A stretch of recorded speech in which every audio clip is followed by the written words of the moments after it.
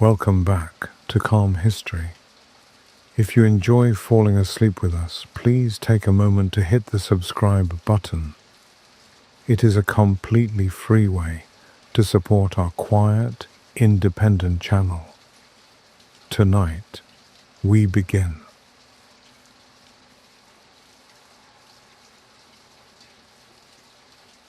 The Streets by Night by Charles Dickens.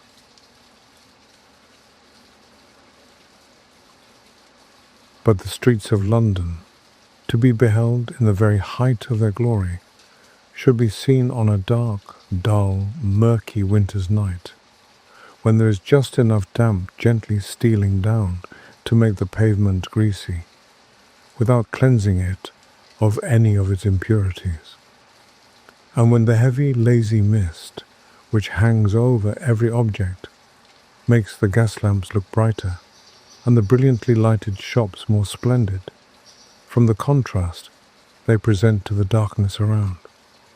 All the people who are at home on such a night as this seem disposed to make themselves as snug and comfortable as possible, and the passengers in the streets have excellent reason to envy the fortunate individuals who are seated by their own firesides. In the larger and better kind of streets, dining parlour curtains are closely drawn, kitchen fires blaze brightly up, and savoury steams of hot dinners salute the nostrils of the hungry wayfarer as he plods wearily by the area railings. In the suburbs, the muffin boy rings his way down the little street, much more slowly than he is wont to do, for Mrs. Macklin of number 4 has no sooner opened her little street door and screamed out "Muffins!" with all her might, than Mrs. Walker at number 5 puts her head out of the parlour window and screams "Muffins!" too, and Mrs. Walker has scarcely got the words out of her lips, than Mrs. Peplow, over the way, lets loose Master Peplow, who darts down the street with a velocity which nothing but buttered muffins in perspective could possibly inspire, and drags the boy back by main force, whereupon Mrs. Macklin and Mrs. Walker, just to save the boy trouble, and to say a few neighbourly words to Mrs. Peplow at the same time, run over the way and buy their muffins at Mrs. Peplow's door, when it appears from the voluntary statement of Mrs. Walker that her kittle's just a-biling, and the cups and saucers ready laid, and that as it was such a wretched night out of doors, she'd made up her mind to have a nice, hot, comfortable cup of tea, a determination at which, by the most singular coincidence, the other two ladies had simultaneously arrived.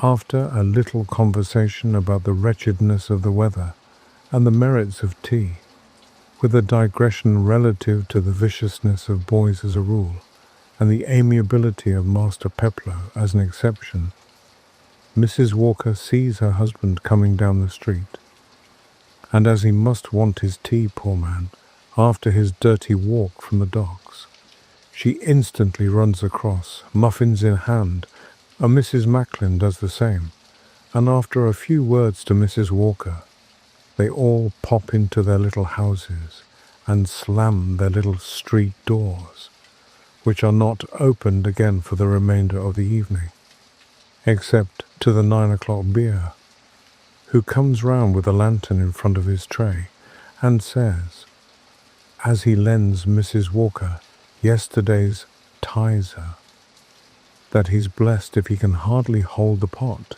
much less feel the paper, for it's one of the bitterest nights he ever felt, except the night when the man was frozen to death in the brick field, after a little prophetic conversation with the policeman at the street corner, touching a probable change in the weather, and the setting in of a hard frost. The 9 o'clock beer returns to his master's house, and employs himself for the remainder of the evening in assiduously stirring the tap-room fire, and deferentially taking part in the conversation of the worthies assembled round it. The streets in the vicinity of the Marshgate and Victoria Theatre present an appearance of dirt and discomfort on such a night, which the groups who lounge about them in no degree tend to diminish. Even the little block-tin temple sacred to baked potatoes, surmounted by a splendid design in variegated lamps, looks less gay than usual, and as to the kidney pie stand, its glory has quite departed.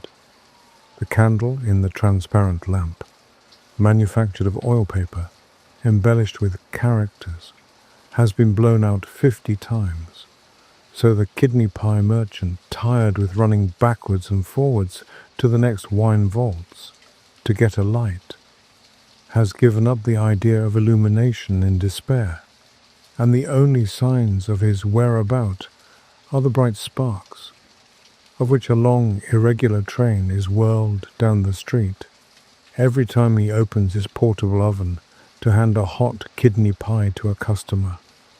Flatfish, oyster, and fruit vendors linger hopelessly in the kennel, in vain, endeavouring to attract customers, and the ragged boys who usually disport themselves about the streets stand crouched in little knots in some projecting doorway, or under the canvas blind of the cheesemongers, where great flaring gaslights, unshaded by any glass, display huge piles of bright red and pale yellow cheeses, mingled with little 5-penny dabs of dingy bacon, various tubs of weekly Dorset, and cloudy rolls of best fresh.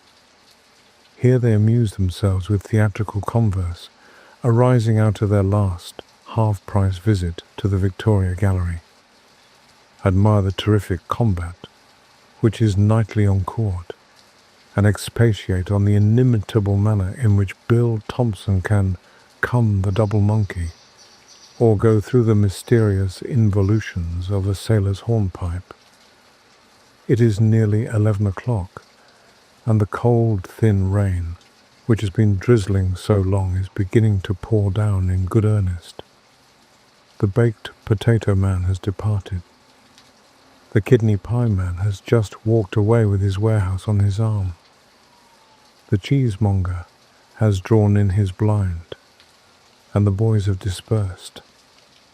The constant clicking of pattens on the slippy and uneven pavement, and the rustling of umbrellas as the wind blows against the shop windows, bear testimony to the inclemency of the night, and the policeman, with his oilskin cape buttoned closely round him, seems as he holds his hat on his head and turns round to avoid the gust of wind and rain which drives against him at the street corner, to be very far from congratulating himself on the prospect before him. The little chandler's shop with the cracked bell behind the door, whose melancholy tinkling has been regulated by the demand for quarterns of sugar and half-ounces of coffee, is shutting up. The crowds, which have been passing to and fro during the whole day, are rapidly dwindling away, and the noise of shouting and quarrelling, which issues from the public houses, is almost the only sound that breaks the melancholy stillness of the night. There was another, but it has ceased. That wretched woman with the infant in her arms, round whose meagre form the remnant of her own scanty shawl is carefully wrapped, has been attempting to sing some popular ballad in the hope of wringing a few pence from the compassionate passer-by. A brutal laugh at her weak voice is all she has gained. The tears fall thick and fast down her own pale face. The child is cold and hungry, and its low, half-stifled wailing adds to the misery of his wretched mother, as she moans aloud and sinks despairingly down on a cold, damp doorstep. Singing, how few of those who pass such a miserable creature as this think of the anguish of heart, the sinking of soul and spirit, which the very effort of singing produces. bitter mockery, disease, neglect, and starvation, faintly articulating the words of the joyous ditty that has enlivened your hours of feasting and merriment, God knows how often. It is no subject of jeering. The weak, tremulous voice tells a fearful tale of want and famishing, and the feeble singer of this roaring song may turn away, only to die of cold and hunger. We deserted our friend for a few weeks. What was our surprise, on our return, to find no trace of its existence.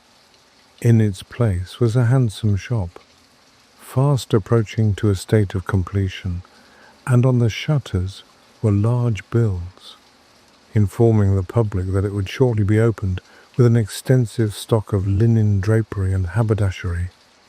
It opened in due course. There was the name of the proprietor and company, in gilt letters, almost too dazzling to look at.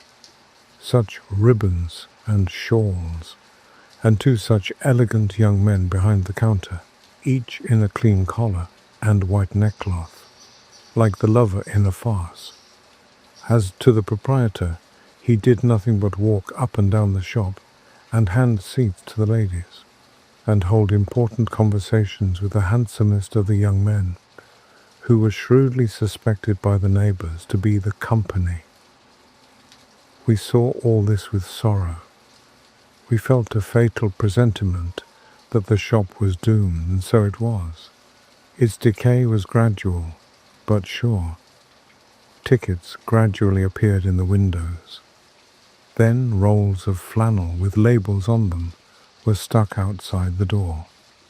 Then a bill was pasted on the street door, intimating that the first floor was to let, unfurnished. Then one of the young men disappeared altogether, and the other took to a black neckerchief, and the proprietor took to drinking. The shop became dirty, broken panes of glass remained unmended, and the stock disappeared piecemeal. At last, the company's man came to cut off the water, and then the linen draper cut off himself, leaving the landlord his compliments and the key. The next occupant was a fancy stationer. The shop was more modestly painted than before. Still, it was neat. But somehow, we always thought, as we passed, that it looked like a poor and struggling concern. We wished the man well, but we trembled for his success. He was a widower, evidently, and had employment elsewhere, for he passed us every morning on his road to the city. The business was carried on by his eldest daughter. Poor girl, she needed no assistance. We occasionally caught a glimpse of 2 or 3 children in mourning like herself, as they sat in the little parlour behind the shop. And we never passed at night without seeing the eldest girl at work, either for them, or in making some elegant little trifle for sale. We often thought, as her pale face looked more sad and pensive in the dim candlelight, that if those thoughtless females who interfere with the miserable market of poor creatures such as these knew but one half of the misery they suffer and the bitter privations they endure in their honourable attempts to earn a scanty subsistence, they would, perhaps, resign even opportunities for the gratification of vanity and an immodest love of self-display, rather than drive them to a last dreadful resource, which it would shock the delicate feelings of these charitable ladies to hear named. But we are forgetting the shop. Well, we continued to watch it, and every day showed too clearly the increasing poverty of its inmates. The children were clean, it is true, but their clothes were threadbare and shabby. No tenant had been procured for the upper part of the house, from the letting of which a portion of the means of paying the rent was to have been derived, and a slow, wasting consumption prevented the eldest girl from continuing her exertions. Quarter-day arrived. The landlord had suffered from the extravagance of his last tenant, and he had no compassion for the struggles of his successor. He put in an execution. As we passed one morning, the broker's men were removing the little furniture there was in the house, and a newly posted bill informed us that it was again to let. What became of the last tenant we never could learn. We believe the girl is past all suffering and beyond all sorrow. God help her. We hope she is.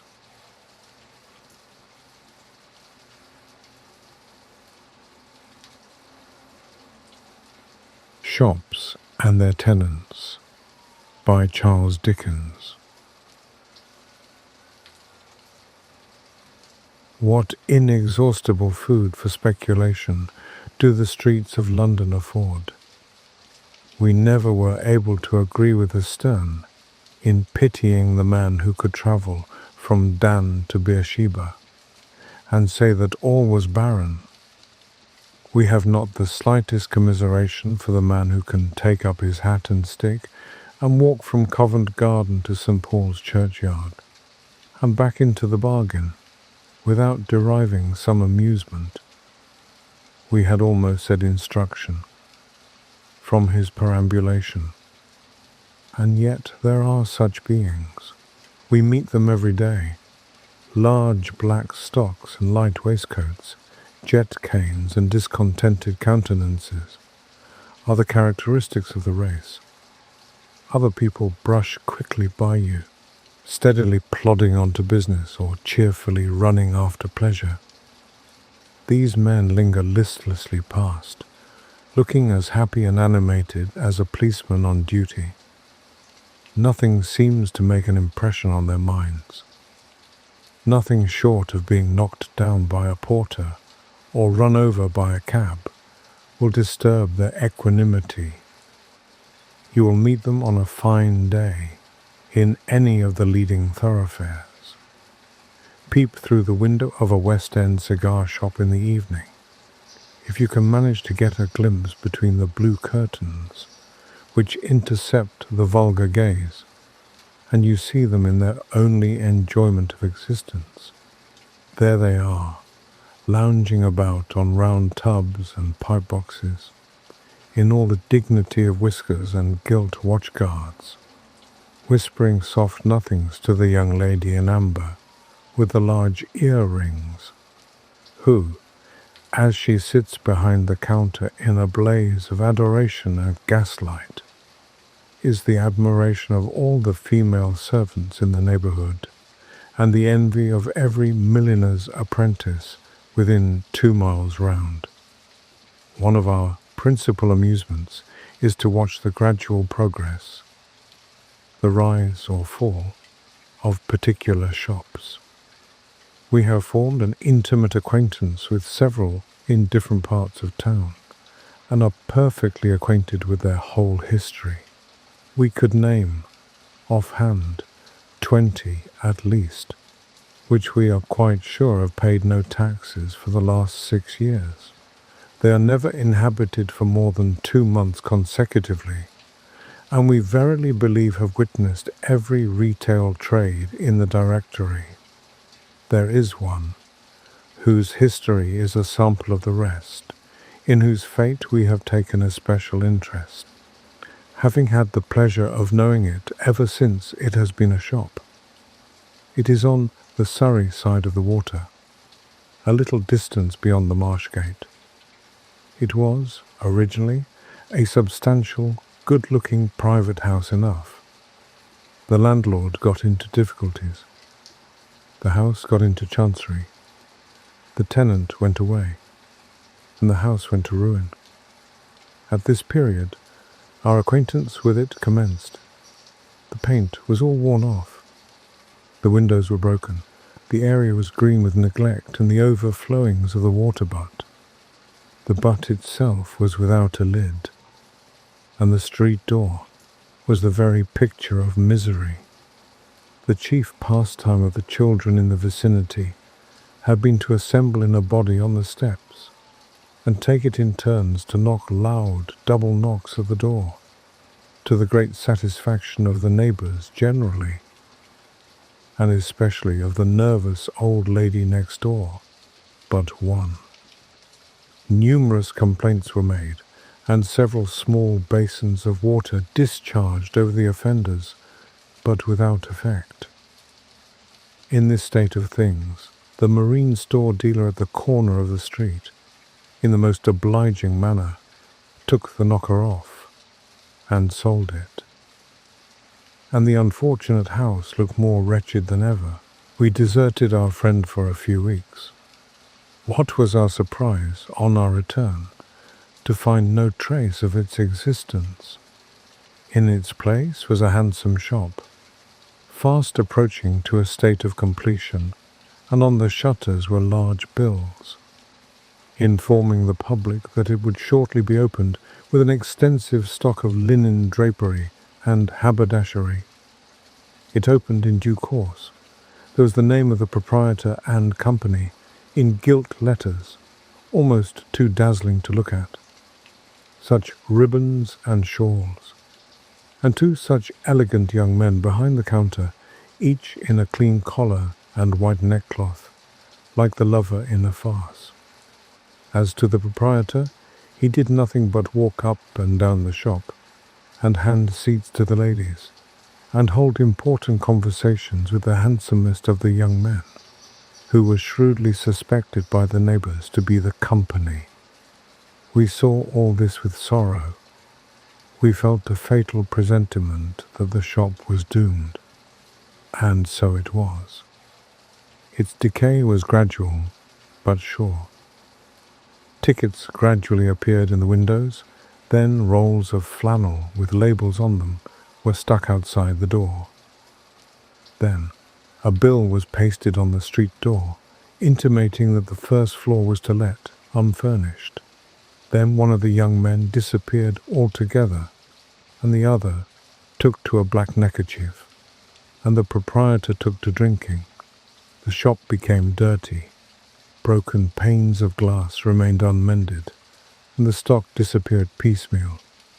At last, the company's man came to cut off the water, and then the linen draper cut off himself, leaving the landlord his compliments and the key. The next occupant was a fancy stationer. The shop was more modestly painted than before, still it was neat. But somehow, we always thought, as we passed, that it looked like a poor and struggling concern. We wished the man well, but we trembled for his success. He was a widower, evidently, and had employment elsewhere, for he passed us every morning on his road to the city. The business was carried on by his eldest daughter. Poor girl, she needed no assistance. We occasionally caught a glimpse of 2 or 3 children, in mourning like herself, as they sat in the little parlour behind the shop. And we never passed at night without seeing the eldest girl at work, either for them, or in making some elegant little trifle for sale. We often thought, as her pale face looked more sad and pensive in the dim candlelight, that if those thoughtless females who interfere with the miserable market of poor creatures such as these knew but one half of the misery they suffer, and the bitter privations they endure, in their honourable attempts to earn a scanty subsistence, they would, perhaps, resign even opportunities for the gratification of vanity and an immodest love of self-display, rather than drive them to a last dreadful resource, which it would shock the delicate feelings of these charitable ladies to hear named. But we are forgetting the shop. Well, we continued to watch it, and every day showed too clearly the increasing poverty of its inmates. The children were clean, it is true, but their clothes were threadbare and shabby. No tenant had been procured for the upper part of the house, from the letting of which a portion of the means of paying the rent was to have been derived. and a slow, wasting consumption prevented the eldest girl from continuing her exertions. Quarter day arrived. The landlord had suffered from the extravagance of his last tenant, and he had no compassion for the struggles of his successor. He put in an execution. As we passed one morning, the broker's men were removing the little furniture there was in the house, and a newly posted bill informed us that it was again to let. What became of the last tenant we never could learn. We believe the girl is past all suffering and beyond all sorrow. God help her. We hope she is. We were somewhat curious to ascertain what would be the next stage, for that the place had no chance of succeeding now was perfectly clear. The bill was soon taken down, and some alterations were being made in the interior of the shop. We were in a fever of expectation. We exhausted conjecture. We imagined all possible trades, none of which were perfectly reconcilable with our idea of the gradual decay of the tenement. It opened, and we wondered why we had not guessed at the real state of the case before. The shop, not a large one at the best of times, had been converted into two. One was a bonnet-shaped maker's. The other was opened by a tobacconist, who also dealt in walking sticks and Sunday newspapers. The two were separated by a thin partition covered with tawdry striped paper. The tobacconist remained in possession longer than any tenant within our recollection. He was a red-faced, impudent, good-for-nothing dog, evidently accustomed to take things as they came and to make the best of a bad job. He sold as many cigars as he could and smoked the rest. He occupied his shop as long as he could make peace with the landlord, and when he could no longer live in quiet, he very coolly locked the door and bolted himself. From this period, the two little dens have undergone innumerable changes. The tobacconist was succeeded by a theatrical hairdresser, who ornamented the window with a great variety of characters and terrific combats. The bonnet-shaped maker gave place to a greengrocer, and the histrionic barber was succeeded in his turn by a tailor. So numerous have been the changes, that we have of late done little more than mark the peculiar but certain indications of a house being poorly inhabited. It has been progressing by almost imperceptible degrees.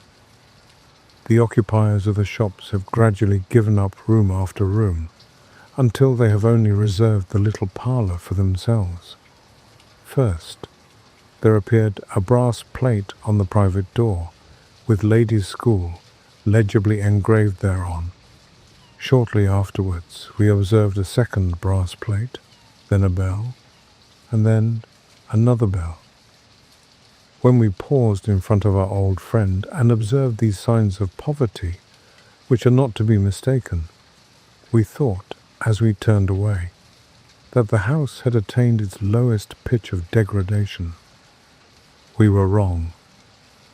When we last passed it, a dairy was established in the area, and a party of melancholy-looking fowls were amusing themselves by running in at the front door and out at the back one.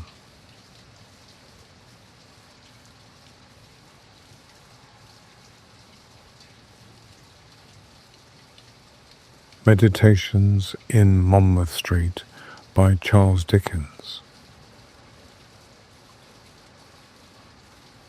We have always entertained a particular attachment towards Monmouth-Street as the only true and real emporium for second-hand wearing apparel. Monmouth-Street is venerable from its antiquity and respectable from its usefulness. Holywell-Street we despise, the red-headed and red-whiskered Jews who forcibly haul you into their squalid houses and thrust you into a suit of clothes. whether you will or not, we detest. The inhabitants of Monmouth-Street are a distinct class, a peaceable and retiring race, who immure themselves for the most part in deep cellars or small back parlours, and who seldom come forth into the world, except in the dusk and coolness of the evening, when they may be seen seated in chairs on the pavement, smoking their pipes, or watching the gambols of their engaging children as they revel in the gutter, a happy troop of infantine scavengers. Their countenances bear a thoughtful and a dirty cast, certain indications of their love of traffic, and their habitations are distinguished by that disregard of outward appearance and neglect of personal comfort, so common among people who are constantly immersed in profound speculations and deeply engaged in sedentary pursuits. We have hinted at the antiquity of our favourite spot. A Monmouth-Street laced coat was a byword a century ago, and still we find Monmouth-Street the same. Pilot great coats with wooden buttons have usurped the place of the ponderous laced coats with full skirts. Embroidered waistcoats with large flaps have yielded to double-breasted checks with roll collars, and three-cornered hats of quaint appearance have given place to the low crowns and broad brims of the coachman's school. But it is the times that have changed, not Monmouth-Street. Through every alteration and every change, Monmouth-Street has still remained the burial place of the fashions. And such, to judge from all present appearances, it will remain until there are no more fashions to bury.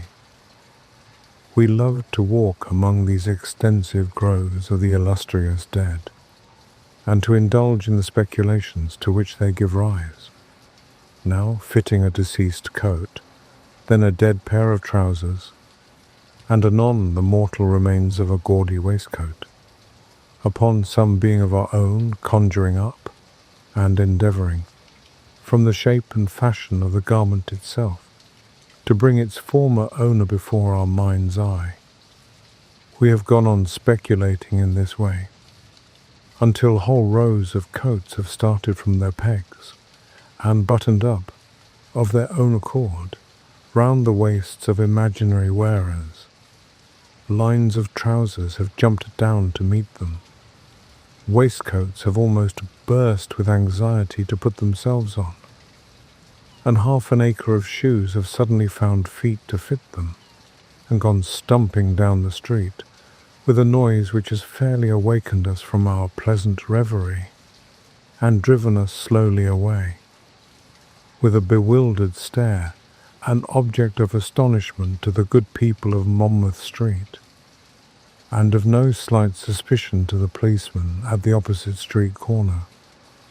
We were occupied in this manner the other day, endeavouring to fit a pair of lace-up half-boots on an ideal personage, for whom, to say the truth, they were full a couple of sizes too small, when our eyes happened to alight on a few suits of clothes, ranged outside a shop window, which it immediately struck us must at different periods have all belonged to, and been worn by, the same individual, and had now, by one of those strange conjunctions of circumstances which will occur sometimes, come to be exposed together for sale in the same shop.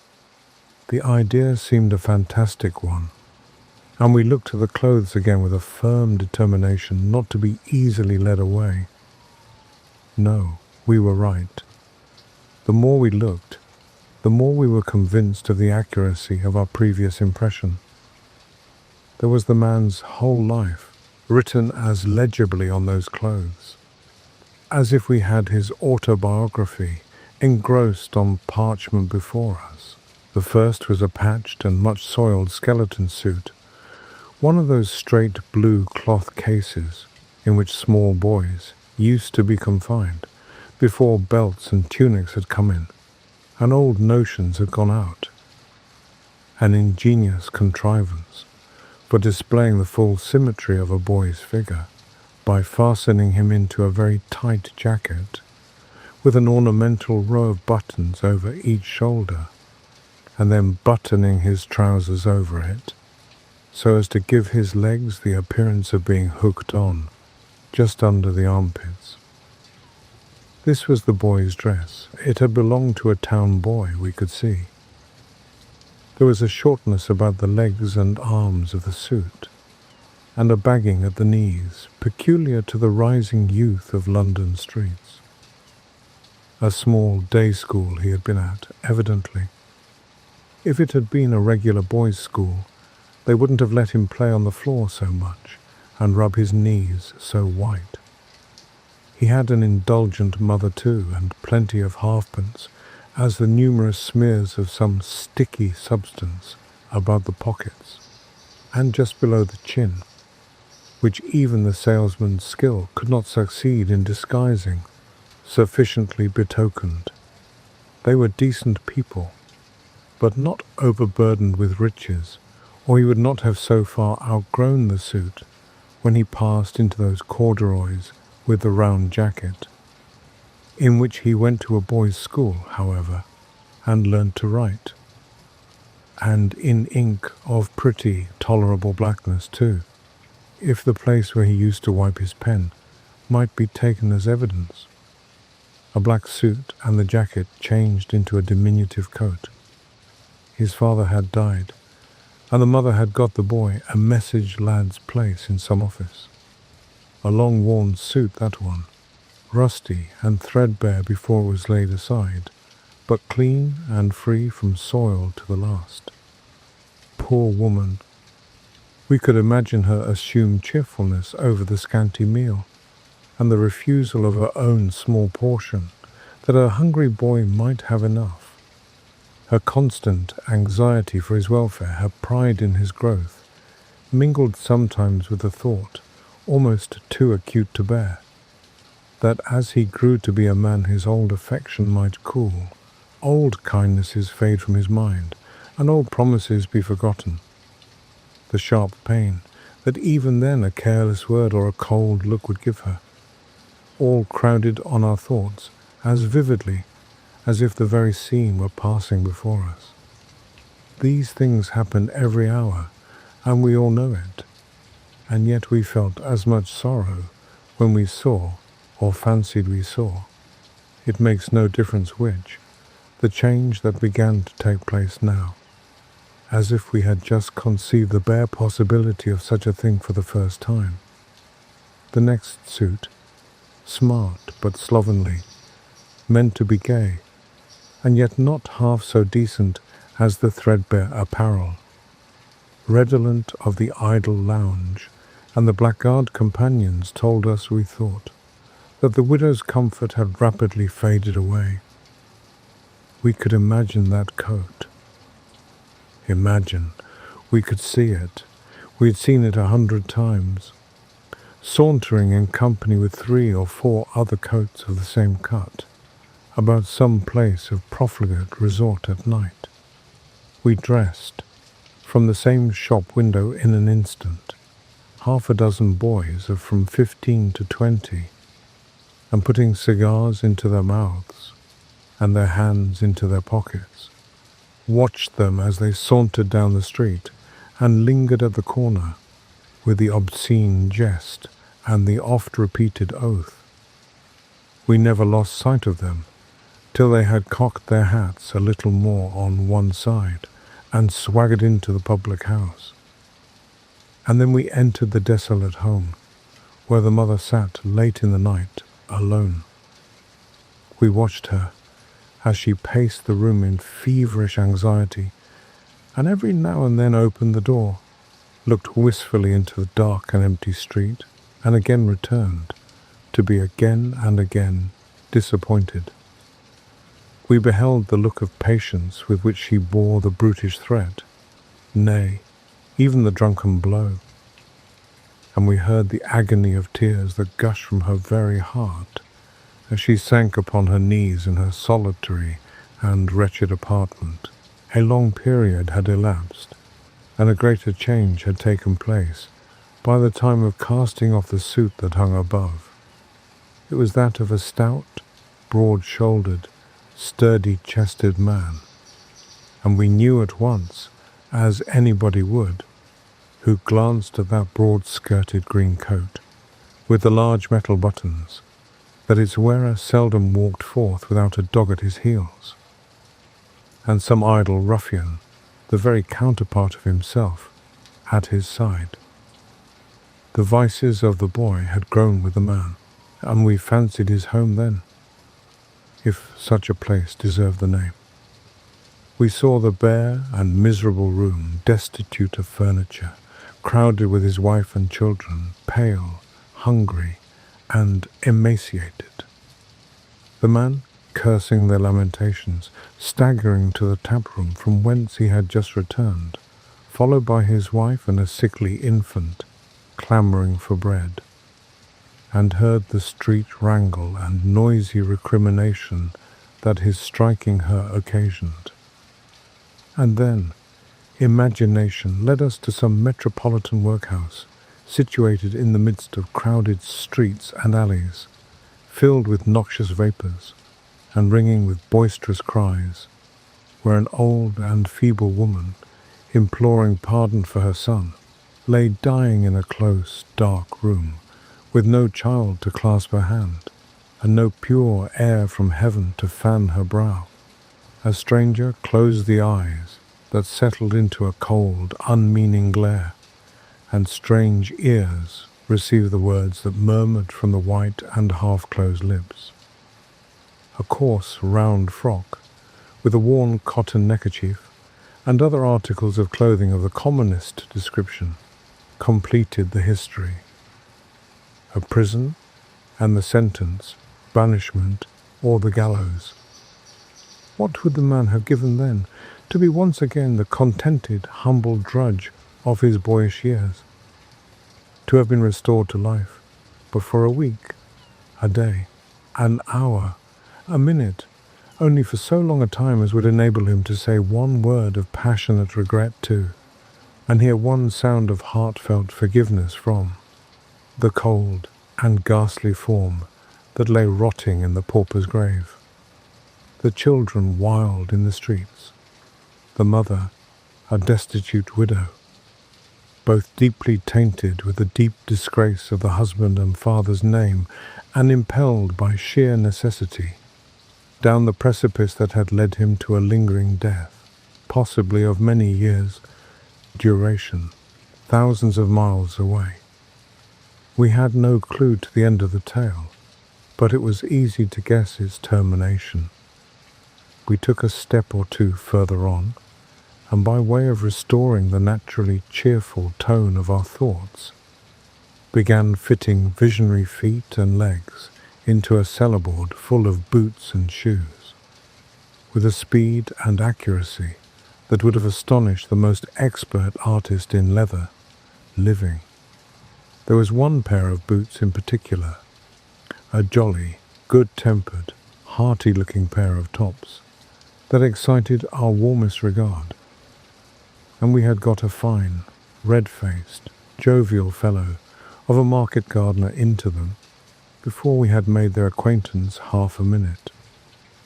They were just the very thing for him.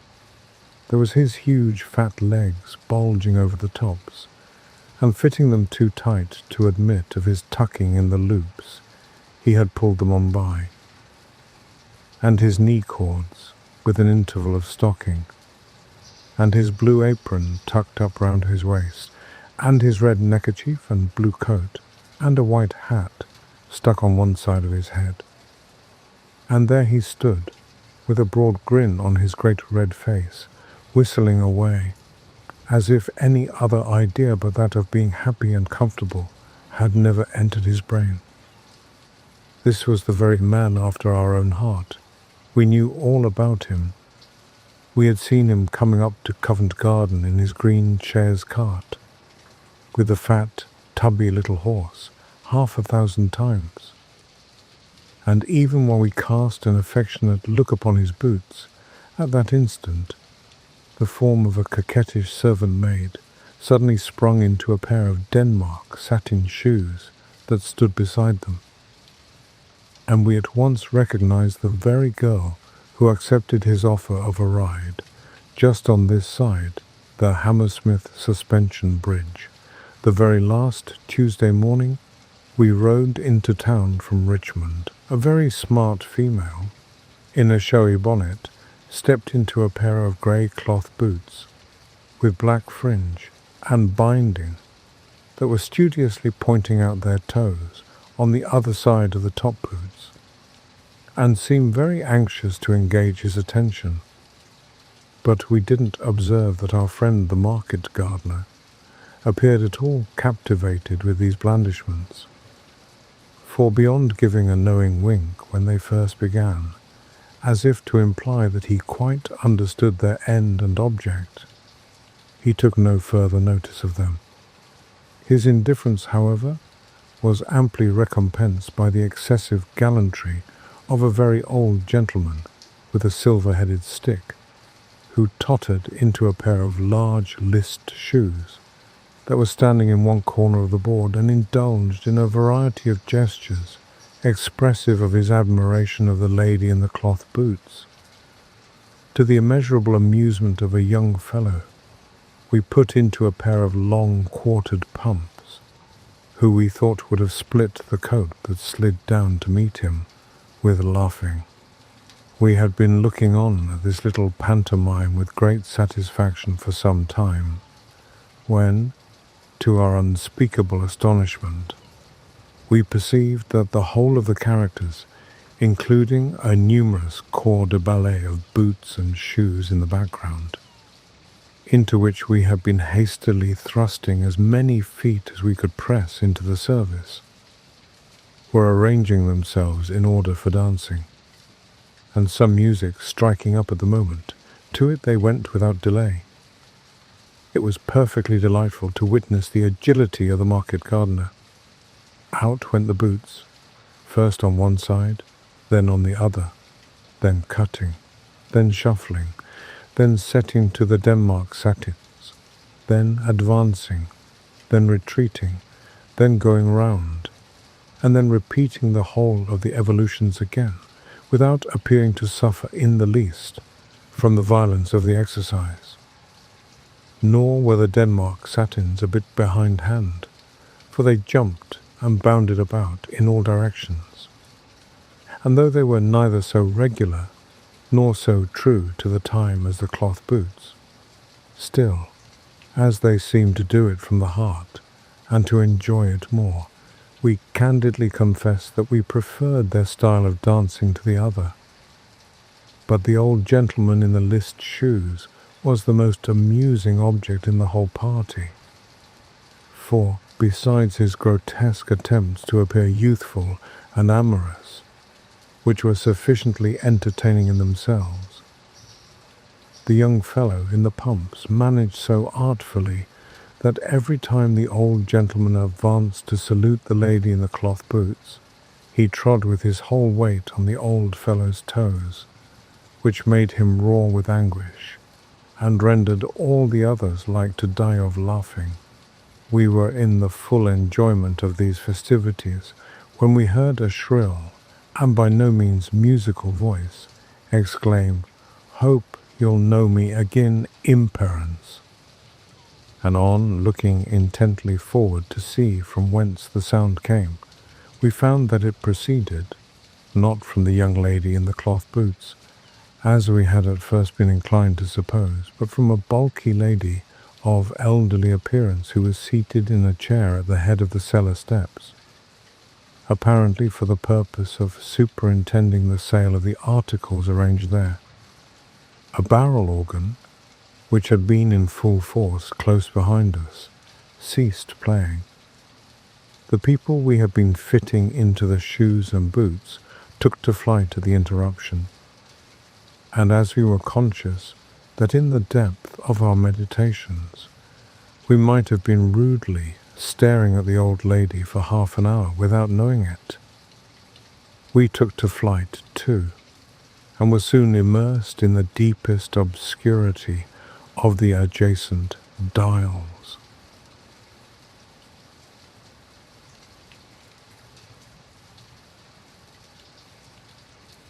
The Streets by Morning by Charles Dickens.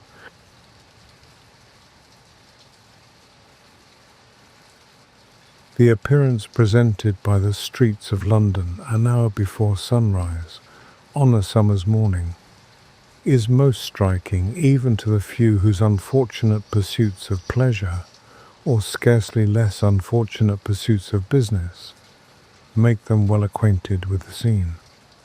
There is an air of cold, solitary desolation about the noiseless streets, which we are accustomed to see thronged at other times by a busy, eager crowd, and the quiet, closely shut buildings which throughout the day are swarming with life and bustle, that is very impressive. The last drunken man, who shall find his way home before sunlight, has just staggered heavily along, occasionally roaring out the burden of the drinking song of the previous night. The last houseless vagrant whom penury and the police have left in the streets has coiled up his chilly limbs in some paved corner to dream of food and warmth. The drunken, the dissipated, and the wretched have disappeared. The more sober and orderly part of the population have not yet awakened to the labours of the day, and the stillness of death is over the streets. Its very hue seems to be imparted to them, cold and lifeless as they look, in the grey, sombre light of daybreak. The coach stands in the larger thoroughfares are deserted. The night houses are closed. The chosen promenades of profligate misery are empty. An occasional policeman may be seen at the street corners, listlessly gazing on the deserted prospect before him, and now and then a rakish-looking cat runs stealthily across the road and descends his own area with as much caution and slyness, bounding first on the water butt, then on the dust hole, and then alighting on the flagstones, as if he were conscious that his character depended on his gallantry of the preceding night escaping public observation. A partially opened bedroom window here and there bespeaks the heat of the weather and the uneasy slumbers of its occupant, and the dim, scanty flicker of the rushlight through the window blind denotes the chamber of watching or sickness. With these few exceptions, the streets present no signs of life, nor the houses of habitation. An hour wears away. The spires of the churches and roofs of the principal buildings are faintly tinged with the light of the rising sun, and the streets, by almost imperceptible degrees, begin to resume their bustle and animation. Market carts roll slowly along, the sleepy wagoner impatiently urging on his tired horses, or vainly endeavouring to awaken the boy, who, luxuriously stretched on the top of the fruit baskets, forgets in happy oblivion his long-cherished curiosity to behold the wonders of London. Rough, sleepy-looking animals, of strange appearance, something between ostlers and hackney coachmen, begin to take down the shutters of early public houses, and little deal tables, with the ordinary preparations for a street breakfast, make their appearance at the customary stations. Numbers of men and women, principally the latter, carrying upon their heads heavy baskets of fruit, toil down the park side of Piccadilly on their way to Covent Garden, and, following each other in rapid succession, form a long straggling line from thence to the turn of the road at Knightsbridge. Here and there, a bricklayer's labourer, with the day's dinner tied up in a handkerchief, walks briskly to his work, and occasionally a little knot of 3 or 4 schoolboys on a stolen bathing expedition rattle merrily over the pavement, their boisterous mirth contrasting forcibly with the demeanour of the little sweep, who, having knocked and rung till his arm aches, and being interdicted by a merciful legislature from endangering his lungs by calling out, sits patiently down on the doorstep until the housemaid may happen to awake. Covent Garden Market and the avenues leading to it are thronged with carts of all sorts, sizes and descriptions, from the heavy lumbering wagon with its 4 stout horses to the jingling costermonger's cart with its consumptive donkey. The pavement is already strewed with decayed cabbage leaves, broken haybands, and all the indescribable litter of a vegetable market, and the numerous noises are almost as multifarious. Men shouting, carts backing, horses neighing, boys fighting, basket women talking, piemen expatiating on the excellence of their pastry, donkeys braying, and 100 other sounds, form a compound discordant enough, even to a Londoner's ears, and remarkably disagreeable to those of country gentlemen who are sleeping at the hummums for the first time. Another hour passes away, and the day begins in good earnest. The servant of all work, who, under the plea of sleeping very soundly, has utterly disregarded her mistress's ringing for half an hour previously, is warned by master, whom her mistress has sent up in his drapery to the landing place for that purpose, that it's 6:30, whereupon she awakes all of a sudden with well-feigned astonishment, and goes downstairs very sulkily, wishing, while she strikes a light, that the principle of spontaneous combustion would extend itself to coals and kitchen ranges. When the fire is lit, she opens the street door to take in the milk, when, by the most singular coincidence in the world, she discovers that the servant next door has just taken in her milk too, and that Mr. Todd's young man over the way is by an equally extraordinary chance taking down his master's shutters.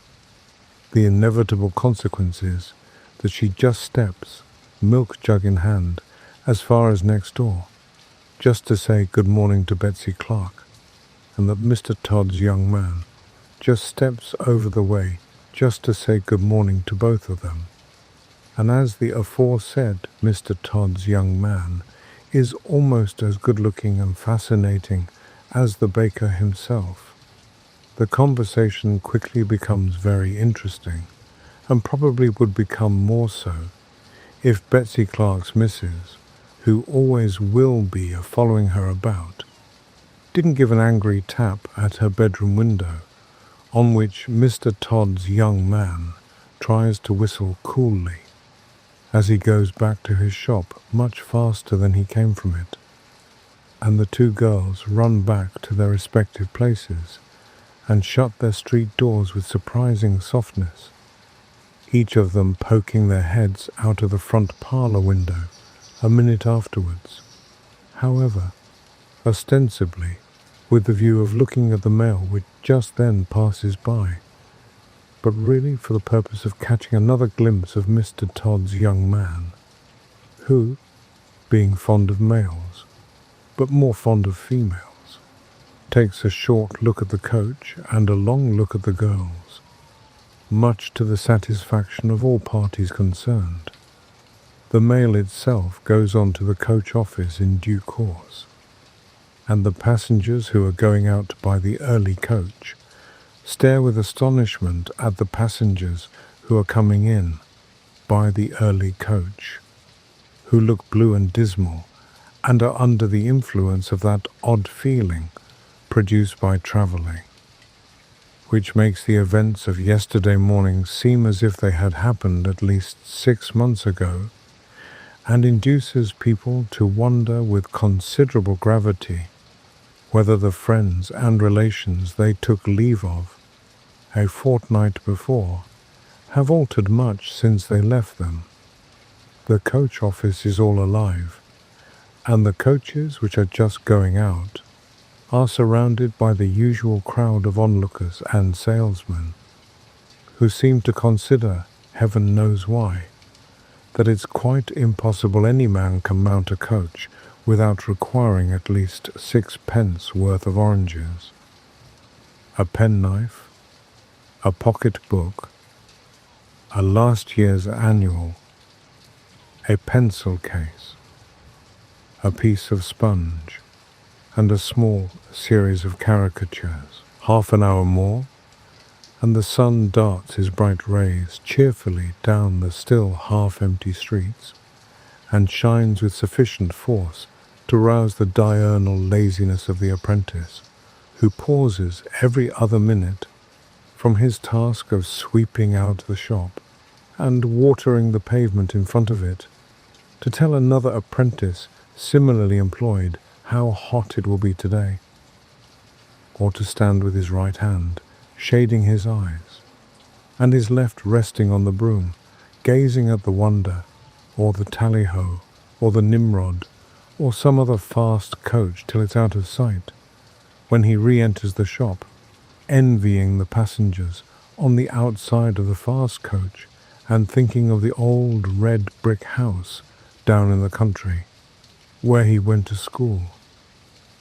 The miseries of thin milk and water and thick bread and scrapings, fading into nothing before the pleasant recollection of the green field the boys used to play in, and the green pond he was caned for presuming to fall into, and other schoolboy associations.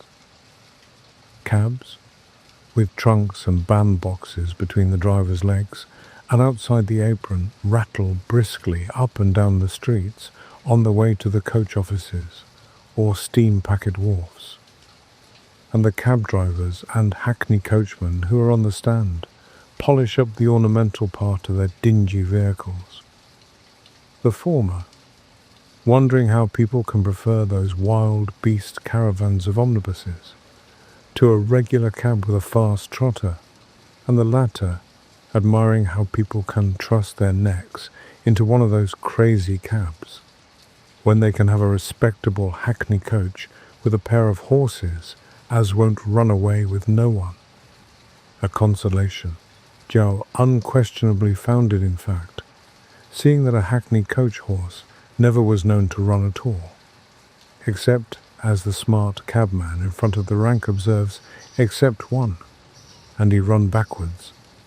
The shops are now completely opened, and apprentices and shopmen are busily engaged in cleaning and decking the windows for the day.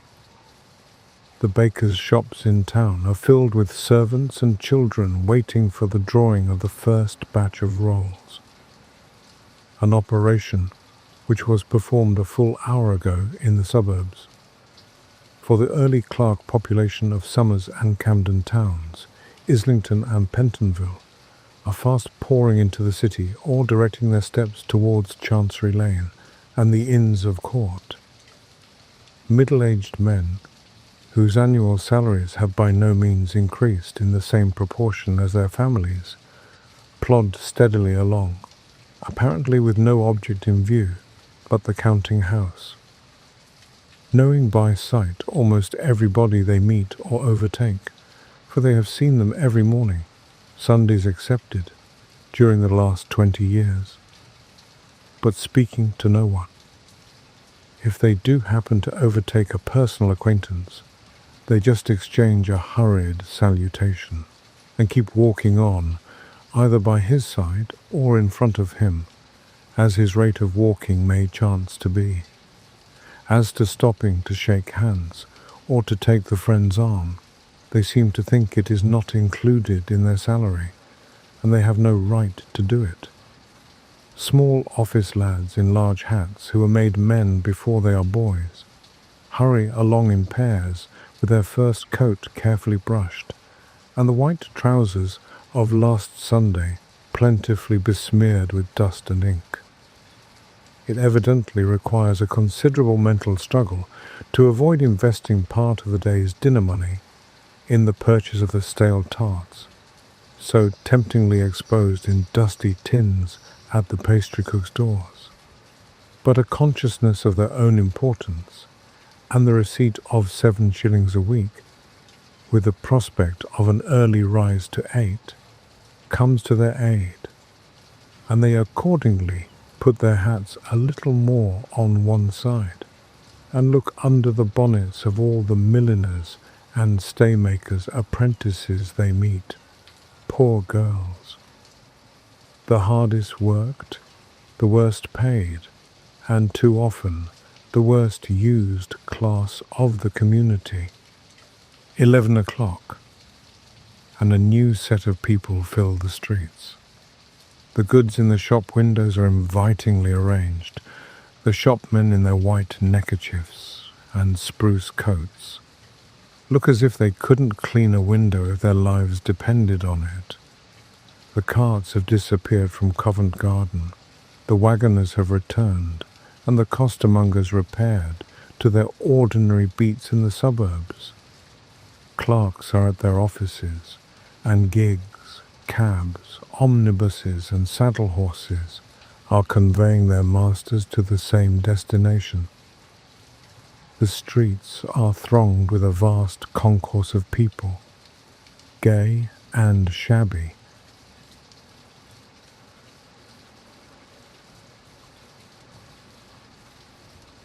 The New Year by Charles Dickens. Next to Christmas Day, the most pleasant annual epoch in existence is the advent of the New Year. There are a lachrymose set of people who usher in the New Year with watching and fasting, as if they were bound to attend as chief mourners at the obsequies of the old one. Now, we cannot but think it a great deal more complimentary, both to the old year that has rolled away, and to the new year that is just beginning to dawn upon us, to see the old fellow out and the new one in, with gaiety and glee. There must have been some few occurrences in the past year to which we can look back, with a smile of cheerful recollection, if not with a feeling of heartfelt thankfulness. And we are bound by every rule of justice and equity to give the new year credit for being a good one, until he proves himself unworthy the confidence we repose in him. This is our view of the matter, and entertaining it, notwithstanding our respect for the old year, one of the few remaining moments of whose existence passes away with every word we write, here we are, seated by our fireside on this last night of the old year, 1836, penning this article with as jovial a face as if nothing extraordinary had happened, or was about to happen, to disturb our good humour. Hackney coaches and carriages keep rattling up the street and down the street in rapid succession, conveying, doubtless, smartly dressed coachfuls to crowded parties. Loud and repeated double knocks at the house with green blinds opposite announce to the whole neighbourhood that there's one large party in the street at all events. And we saw through the window, and through the fog too, till it grew so thick that we rung for candles and drew our curtains, pastry cooks' men with green boxes on their heads, and rout furniture warehouse carts with cane seats and French lamps, hurrying to the numerous houses where an annual festival is held in honour of the occasion. We can fancy one of these parties, we think, as well as if we were duly dress-coated and pumped, and had just been announced at the drawing-room door. Take the house with the green blinds, for instance. We know it is a quadrille party, because we saw some men taking up the front drawing-room carpet while we sat at breakfast this morning, and if further evidence be required, and we must tell the truth, we just now saw one of the young ladies doing another of the young ladies' hair, near one of the bedroom windows, in an unusual style of splendour. which nothing else but a quadrille party could possibly justify. The master of the house with the green blinds is in a public office. We know the fact by the cut of his coat, the tie of his neckcloth, and the self-satisfaction of his gait. The very green blinds themselves have a Somerset House air about them. Hark! A cab. That's a junior clerk in the same office, a tidy sort of young man with a tendency to cold and corns, who comes in a pair of boots with black cloth fronts, and brings his shoes in his coat pocket. Which shoes he is at this very moment putting on in the hall. Now he is announced by the man in the passage to another man in a blue coat, who is a disguised messenger from the office. The man on the first landing precedes him to the drawing-room door. "Mr. Tupple," shouts the messenger. "How are you, Tupple?" says the master of the house, advancing from the fire, before which he has been talking politics and airing himself. "My dear, this is Mr. Tupple," a courteous salute from the lady of the house. "Tupple, my eldest daughter. Julia, my dear, Mr. Tupple. Tupple, my other daughters. My son, sir." Tupple rubs his hands very hard and smiles as if it were all capital fun, and keeps constantly bowing and turning himself round, till the whole family have been introduced, when he glides into a chair at the corner of the sofa, and opens a miscellaneous conversation with the young ladies upon the weather, and the theatres, and the old year, and the last new murder, and the balloon, and the ladies' sleeves, and the festivities of the season, and a great many other topics of small talk. More double knocks. What an extensive party! What an incessant hum of conversation and general sipping of coffee! We see Tupple now, in our mind's eye, in the height of his glory. He has just handed that stout old lady's cup to the servant, and now he dives among the crowd of young men by the door to intercept the other servant and secure the muffin plate for the old lady's daughter before he leaves the room. And now, as he passes the sofa on his way back, he bestows a glance of recognition and patronage upon the young ladies as condescending and familiar as if he had known them from infancy. Charming person, Mr. Tupple, perfect ladies' man. Such a delightful companion, too. Laugh. Nobody ever understood Papa's jokes half so well as Mr. Tupple, who laughs himself into convulsions at every fresh burst of facetiousness. Most delightful partner. Talks through the whole set. And although he does seem at first rather gay and frivolous, so romantic and with so much feeling, quite a love. No great favourite with the young men, certainly, who sneer at and affect to despise him. But everybody knows that's only envy, and they needn't give themselves the trouble to depreciate his merits at any rate, for Ma says he shall be asked to every future dinner party, if it's only to talk to people between the courses and distract their attention when there's any unexpected delay in the kitchen. At supper, Mr. Tupple shows to still greater advantage than he has done throughout the evening, and when Pa requests everyone to fill their glasses for the purpose of drinking happiness throughout the year, Mr. Tupple is so droll, insisting on all the young ladies having their glasses filled, notwithstanding their repeated assurances that they never can, by any possibility, think of emptying them, and subsequently begging permission to say a few words on the sentiment which has just been uttered by Pa, when he makes one of the most brilliant and poetical speeches that can possibly be imagined about the old year and the new one.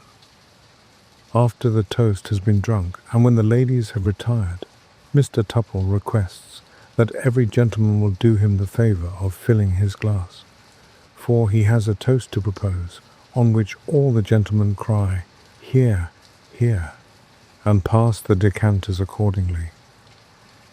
And Mr. Tupple, being informed by the master of the house that they are all charged and waiting for his toast, rises and begs to remind the gentlemen present how much they have been delighted by the dazzling array of elegance and beauty which the drawing-room has exhibited that night, and how their senses have been charmed and their hearts captivated by the bewitching concentration of female loveliness which that very room has so recently displayed.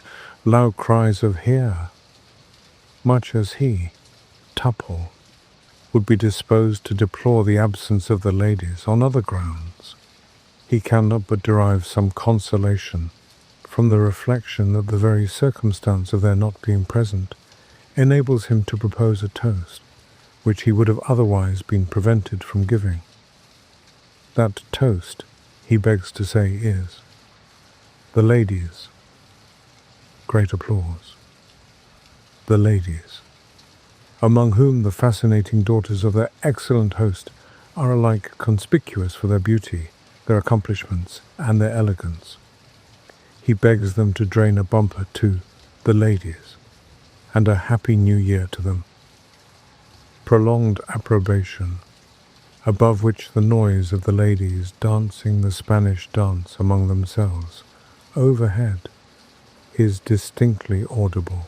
The applause consequent on this toast has scarcely subsided, when a young gentleman in a pink under waistcoat, sitting towards the bottom of the table, is observed to grow very restless and fidgety, and to evince strong indications of some latent desire to give vent to his feelings in a speech which the wary Tupple, at once perceiving, determines to forestall by speaking himself.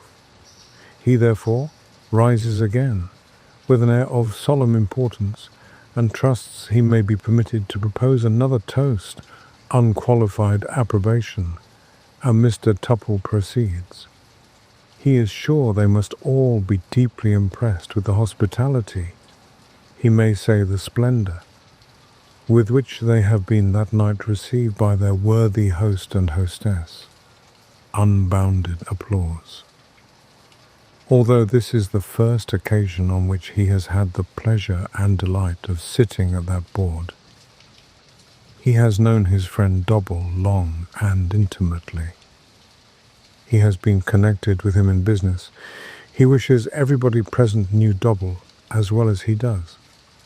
A cough from the host.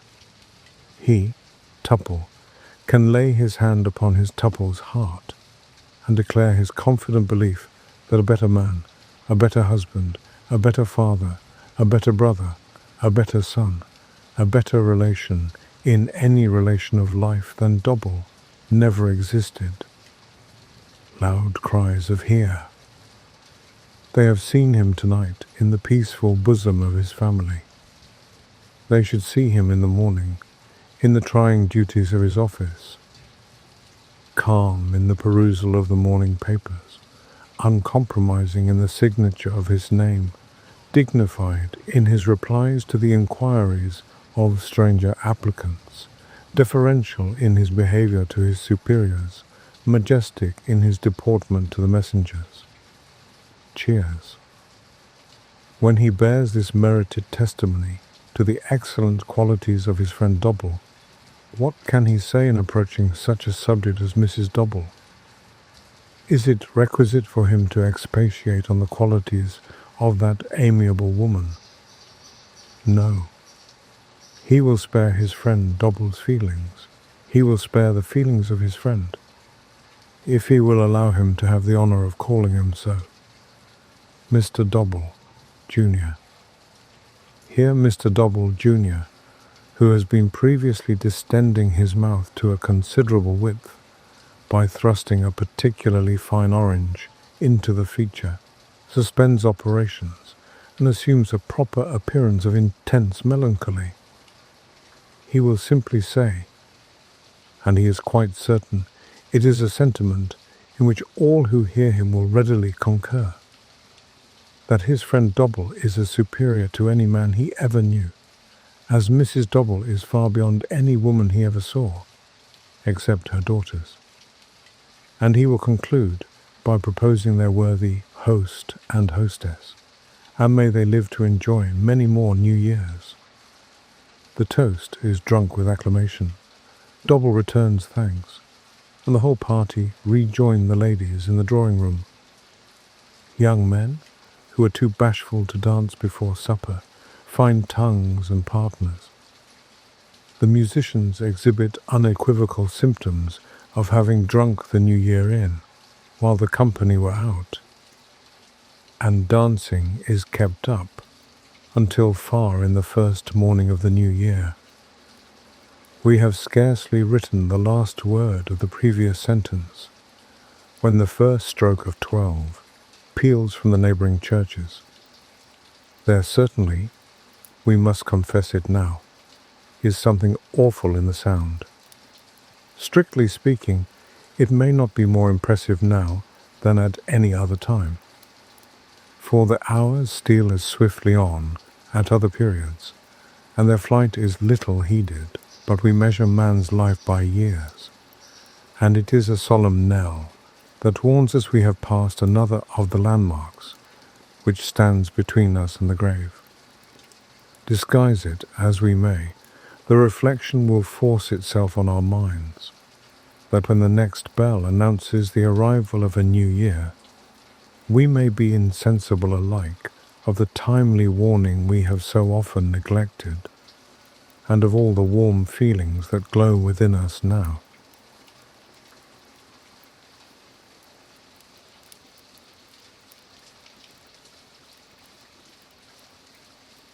The Goblins Who Stole a Sexton by Charles Dickens. In an old abbey town, down in this part of the country, a long, long while ago, so long that the story must be a true one, because our great-grandfathers implicitly believed it.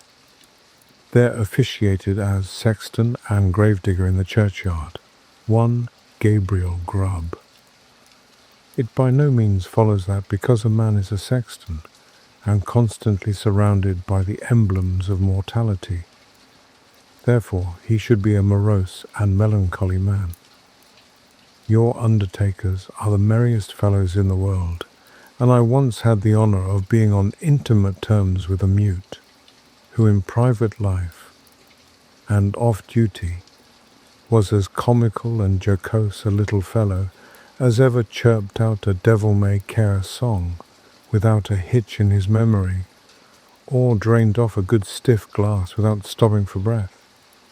But notwithstanding these precedents to the contrary, Gabriel Grubb was an ill-conditioned, cross-grained, surly fellow, a morose and lonely man who consorted with nobody but himself, and an old wicker bottle which fitted into his large, deep waistcoat pocket, and who eyed each merry face as it passed him by, with such a deep scowl of malice and ill humour as it was difficult to meet without feeling something the worse for. A little before twilight, one Christmas Eve, Gabriel shouldered his spade, lighted his lantern, and betook himself towards the old churchyard, for he had got a grave to finish by next morning, and feeling very low, he thought it might raise his spirits perhaps if he went on with his work at once. As he went his way up the ancient street, he saw the cheerful light of the blazing fires gleam through the old casements, and heard the loud laugh and the cheerful shouts of those who were assembled around them. He marked the bustling preparations for next day's cheer, and smelled the numerous savoury odours consequent thereupon, as they steamed up from the kitchen windows in clouds. All this was gall and wormwood to the heart of Gabriel Grubb, and when groups of children bounded out of the houses, tripped across the road, and were met, before they could knock at the opposite door, by half a dozen curly-headed little rascals who crowded round them as they flocked upstairs to spend the evening in their Christmas games. Gabriel smiled grimly and clutched the handle of his spade with a firmer grasp as he thought of measles, scarlet fever, thrush, whooping cough, and a good many other sources of consolation besides. In this happy frame of mind, Gabriel strode along, returning a short, sullen growl to the good-humoured greetings of such of his neighbours as now and then passed him, until he turned into the dark lane which led to the churchyard. Now, Gabriel had been looking forward to reaching the dark lane, because it was, generally speaking, a nice, gloomy, mournful place, into which the townspeople did not much care to go, except in broad daylight, and when the sun was shining. Consequently, he was not a little indignant to hear a young urchin roaring out some jolly song about a merry Christmas, in this very sanctuary which had been called Coffin Lane ever since the days of the old abbey, and the time of the shaven-headed monks. As Gabriel walked on, and the voice drew nearer, he found it proceeded from a small boy, who was hurrying along to join one of the little parties in the old street, and who, partly to keep himself company, and partly to prepare himself for the occasion, was shouting out the song at the highest pitch of his lungs. So Gabriel waited until the boy came up, and then dodged him into a corner, and rapped him over the head with his lantern 5 or 6 times, just to teach him to modulate his voice. And as the boy hurried away with his hand to his head, singing quite a different sort of tune, Gabriel Grubb chuckled very heartily to himself, and entered the churchyard, locking the gate behind him. He took off his coat, set down his lantern, and getting into the unfinished grave, worked at it for an hour or so with right good will.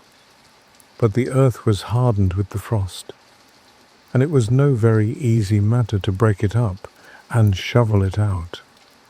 And although there was a moon, it was a very young one, and shed little light upon the grave, which was in the shadow of the church. At any other time, these obstacles would have made Gabriel Grubb very moody and miserable, but he was so well pleased with having stopped the small boy's singing, that he took little heed of the scanty progress he had made, and looked down into the grave, when he had finished work for the night, with grim satisfaction, murmuring as he gathered up his things, "Brave lodgings for one, brave lodgings for one, a few feet of cold earth when life is done. A stone at the head, a stone at the feet, a rich, juicy meal for the worms to eat, rank grass overhead, and damp clay around, brave lodgings for one, these in holy ground." "Ho, ho," laughed Gabriel Grubb, as he sat himself down on a flat tombstone, which was a favourite resting place of his, and drew forth his wicker bottle. "A coffin at Christmas, a Christmas box, ho, ho, ho, ho, ho, ho," repeated a voice which sounded close behind him. Gabriel paused in some alarm, in the act of raising the wicker bottle to his lips, and looked round. The bottom of the oldest grave about him was not more still and quiet than the churchyard in the pale moonlight. The cold hoar frost glistened on the tombstones, and sparkled like rows of gems among the stone carvings of the old church. The snow lay hard and crisp upon the ground, and spread over the thickly strewn mounds of earth, so white and smooth a cover that it seemed as if corpses lay there, hidden only by their winding sheets.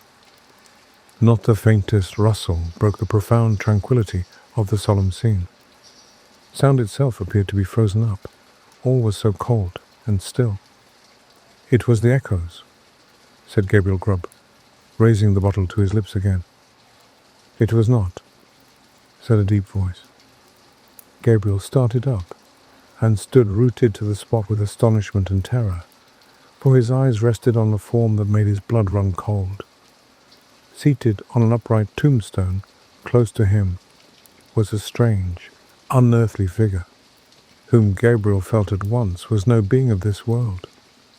His long, fantastic legs, which might have reached the ground, were cocked up and crossed after a quaint, fantastic fashion. His sinewy arms were bare, and his hands rested on his knees. On his short, round body he wore a close covering ornamented with small slashes. A short cloak dangled at his back. The collar was cut into curious peaks, which served the goblin in lieu of ruff or neckerchief, and his shoes curled up at his toes into long points. On his head he wore a broad-brimmed sugar-loaf hat garnished with a single feather. The hat was covered with the white frost, and the goblin looked as if he had sat on the same tombstone very comfortably for 200 or 300 years. He was sitting perfectly still. His tongue was put out as if in derision, and he was grinning at Gabriel Grubb with such a grin as only a goblin could call up.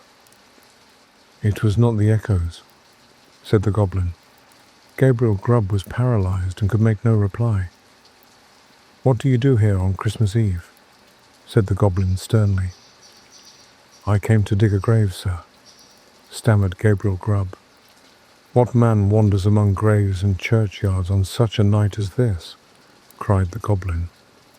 Gabriel Grubb, Gabriel Grubb, screamed a wild chorus of voices that seemed to fill the churchyard. Gabriel looked fearfully round. Nothing was to be seen. What have you got in that bottle? Said the goblin. Holland, sir, replied the sexton, trembling more than ever, for he had bought it of the smugglers, and he thought that perhaps his questioner might be in the excise department of the goblins. Who drinks Hollands alone, and in a churchyard, on such a night as this? Said the goblin.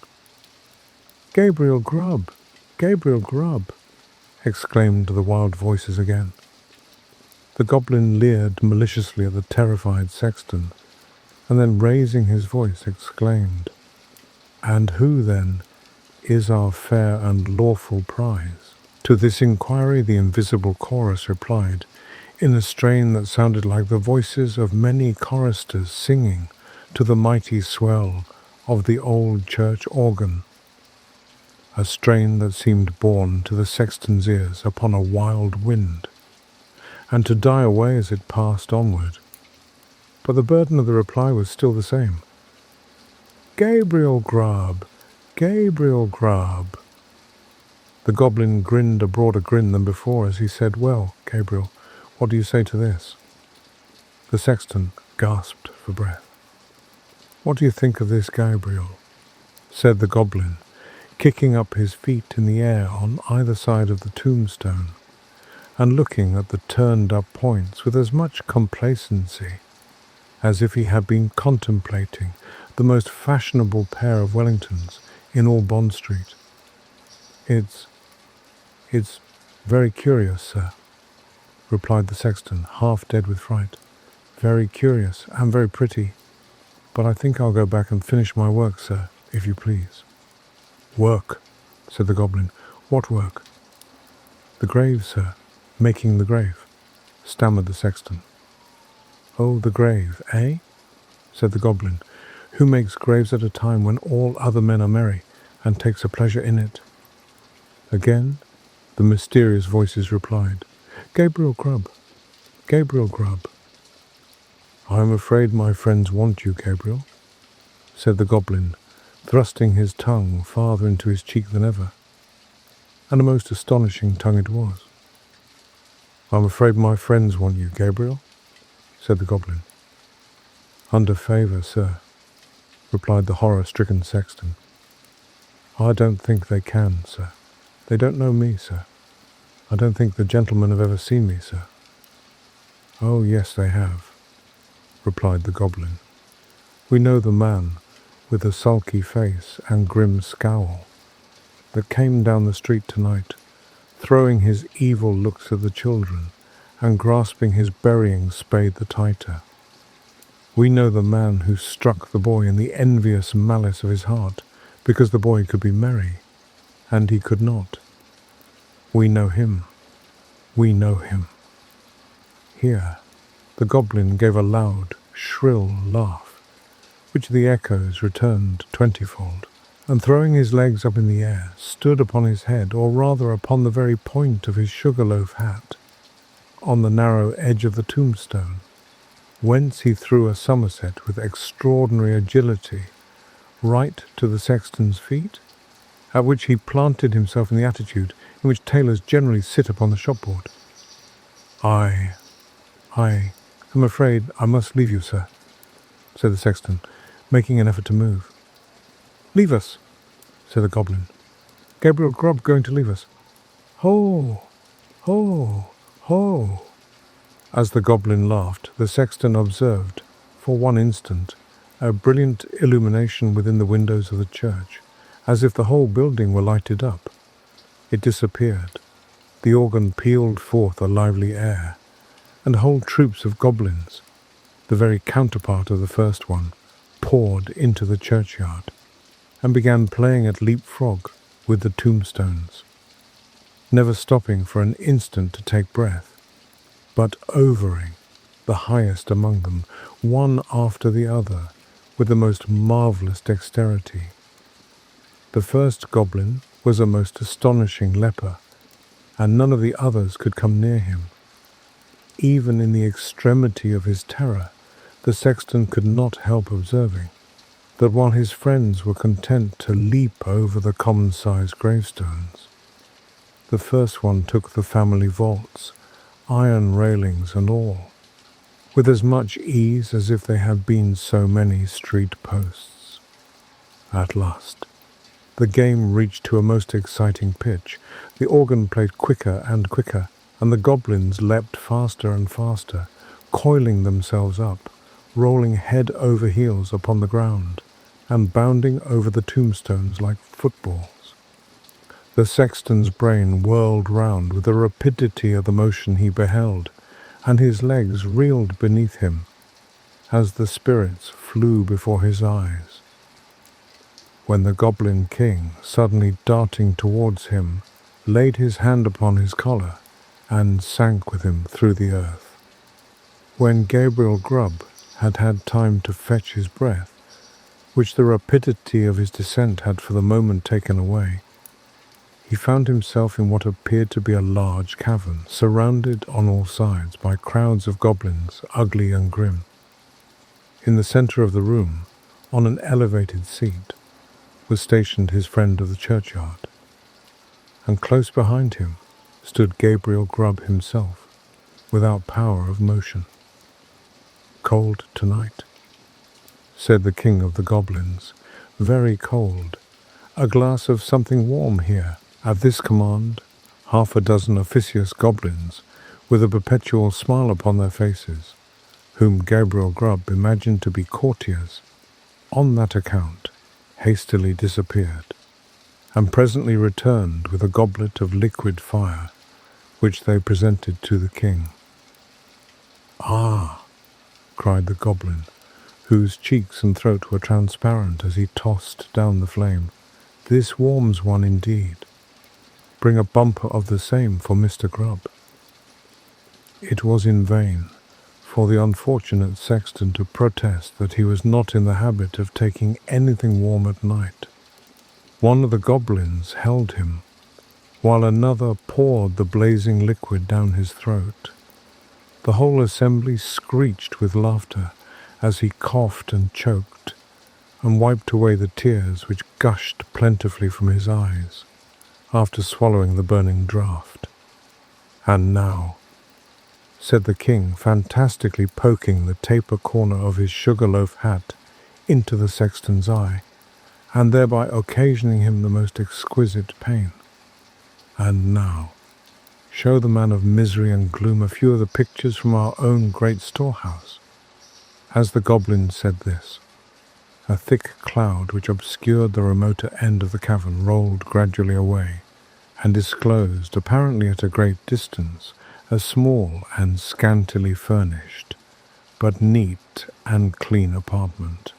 A crowd of little children were gathered round a bright fire, clinging to their mother's gown and gambolling around her chair. The mother occasionally rose and drew aside the window curtain, as if to look for some expected object. A frugal meal was ready spread upon the table, and an elbow chair was placed near the fire. A knock was heard at the door. The mother opened it, and the children crowded round her and clapped their hands for joy as their father entered. He was wet and weary, and shook the snow from his garments as the children crowded round him, and seizing his cloak, hat, stick, and gloves with busy zeal, ran with them from the room. Then, as he sat down to his meal before the fire, the children climbed about his knee, and the mother sat by his side, and all seemed happiness and comfort. But a change came upon the view, almost imperceptibly. The scene was altered to a small bedroom, where the fairest and youngest child lay dying. The roses had fled from his cheek, and the light from his eye, and even as the sexton looked upon him with an interest he had never felt or known before, he died. His young brothers and sisters crowded round his little bed and seized his tiny hand, so cold and heavy. But they shrank back from its touch and looked with awe on his infant face. For calm and tranquil as it was, and sleeping in rest and peace as the beautiful child seemed to be, they saw that he was dead, and they knew that he was an angel looking down upon and blessing them from a bright and happy heaven. Again, the light cloud passed across the picture, and again the subject changed. The father and mother were old and helpless now, and the number of those about them was diminished more than half. But content and cheerfulness sat on every face and beamed in every eye as they crowded round the fireside and told and listened to old stories of earlier and bygone days. Slowly and peacefully, the father sank into the grave, and soon after, the sharer of all his cares and troubles followed him to a place of rest. The few who yet survived them kneeled by their tomb and watered the green turf which covered it with their tears, then rose and turned away sadly and mournfully, but not with bitter cries or despairing lamentations, for they knew that they should one day meet again. And once more they mixed with the busy world, and their content and cheerfulness were restored. The cloud settled upon the picture and concealed it from the sexton's view. "What do you think of that?" said the goblin, turning his large face towards Gabriel Grubb. Gabriel murmured out something about his being very pretty, and looked somewhat ashamed, as the goblin bent his fiery eyes upon him. "You a miserable man," said the goblin, in a tone of excessive contempt. "You." He appeared disposed to add more, but indignation choked his utterance, so he lifted up one of his very pliable legs, and flourishing it above his head a little to ensure his aim, administered a good sound kick to Gabriel Grubb, immediately after which all the goblins in waiting crowded round the wretched sexton, and kicked him without mercy, according to the established and invariable custom of courtiers upon earth, who kick whom royalty kicks, and hug whom royalty hugs. "Show him some more," said the king of the goblins. At these words the cloud was dispelled, and a rich and beautiful landscape was disclosed to view. There is just such another, to this day, within 1/2 mile of the old abbey town.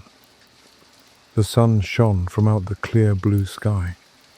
The water sparkled beneath his rays, and the trees looked greener, and the flowers more gay beneath its cheering influence. The water rippled on with a pleasant sound. The trees rustled in the light wind that murmured among their leaves. The birds sang upon the boughs, and the lark caroled on high her welcome to the morning. Yes, it was morning, the bright, balmy morning of summer.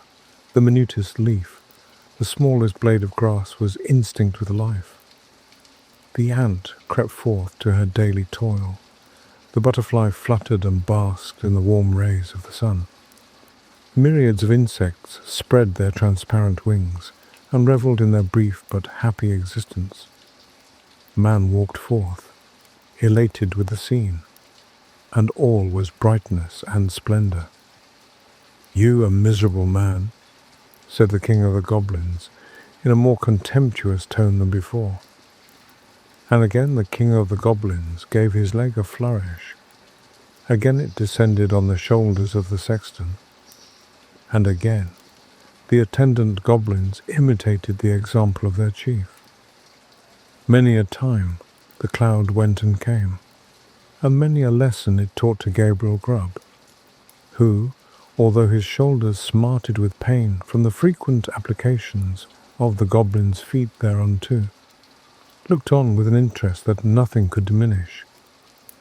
He saw that men who worked hard and earned their scanty bread with lives of labour were cheerful and happy, and that to the most ignorant the sweet face of nature was a never-failing source of cheerfulness and joy. He saw those who had been delicately nurtured and tenderly brought up, cheerful under privations and superior to suffering that would have crushed many of a rougher grain, because they bore within their own bosoms the materials of happiness, contentment, and peace. He saw that women, the tenderest and most fragile of all God's creatures, were the oftenest superior to sorrow, adversity, and distress. And he saw that it was because they bore in their own hearts an inexhaustible well-spring of affection and devotion. Above all, he saw that men like himself, who snarled at the mirth and cheerfulness of others, were the foulest weeds on the fair surface of the earth. And setting all the good of the world against the evil, he came to the conclusion that it was a very decent and respectable sort of world after all. No souvenir of his former life returned, except to warn him of his sins. No sooner had he formed it than the cloud which had closed over the last picture seemed to settle on his senses and lull him to repose. One by one, the goblins faded from his sight, and as the last one disappeared, he sank to sleep.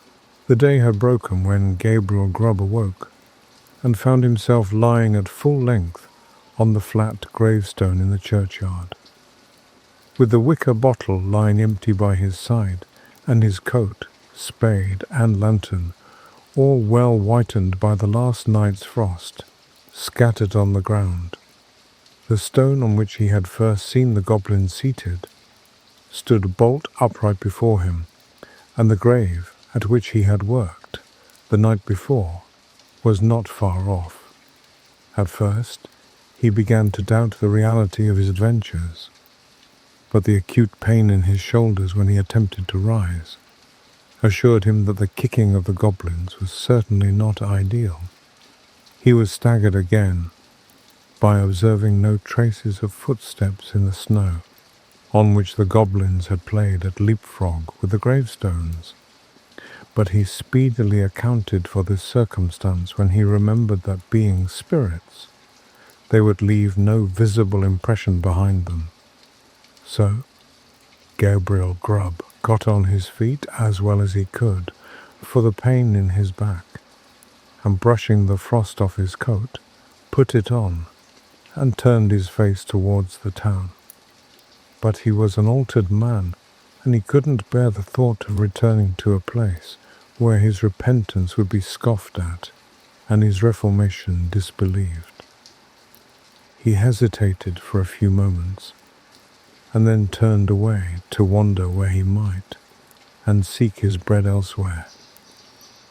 The lantern, the spade, and the wicker bottle were found, that day, in the churchyard.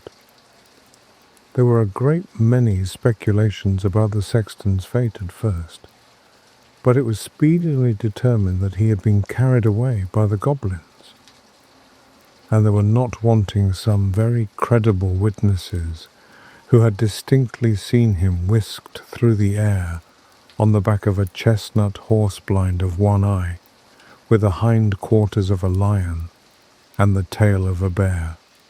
At length, all this was devoutly believed, and the new sexton used to exhibit to the curious, for a trifling emolument, a good-sized piece of the church weathercock, which had been accidentally kicked off by the aforesaid horse in his aerial flight, and picked up by himself in the churchyard a year or two afterwards. Unfortunately, these stories were somewhat disturbed by the unlooked-for reappearance of Gabriel Grubb himself, some 10 years afterwards, a ragged, contented, rheumatic old man.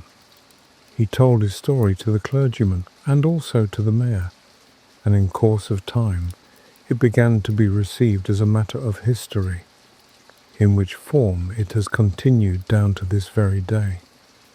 The believers in the weathercock tale, having misplaced their confidence once, were not easily prevailed upon to part with it again. So they looked as wise as they could, shrugged their shoulders, touched their foreheads, and murmured something about Gabriel Grubb having drunk all the Hollands and then fallen asleep on the flat tombstone. And they affected to explain what he supposed he had witnessed in the Goblin's cavern, by saying that he had seen the world and grown wiser. But this opinion, which was by no means a popular one at any time, gradually died off. And be the matter how it may, as Gabriel Grubb was afflicted with rheumatism to the end of his days, this story has at least one moral, if it teach no better one.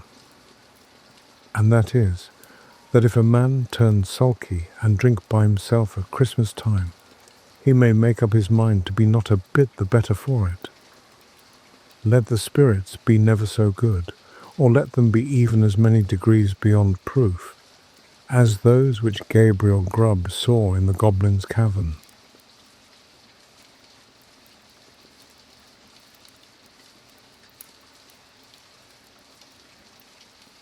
The Bagman's Uncle by Charles Dickens.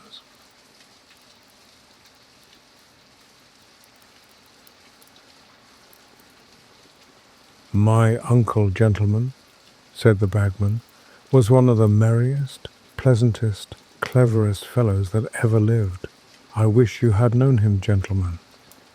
On second thoughts, gentlemen, I don't wish you had known him, for if you had, you would have been all, by this time, in the ordinary course of nature, if not dead, at all events so near it, as to have taken to stopping at home and giving up company, which would have deprived me of the inestimable pleasure of addressing you at this moment. Gentlemen, I wish your fathers and mothers had known my uncle. They would have been amazingly fond of him, especially your respectable mothers. I know they would. If any two of his numerous virtues predominated over the many that adorned his character, I should say they were his mixed punch and his after-supper song.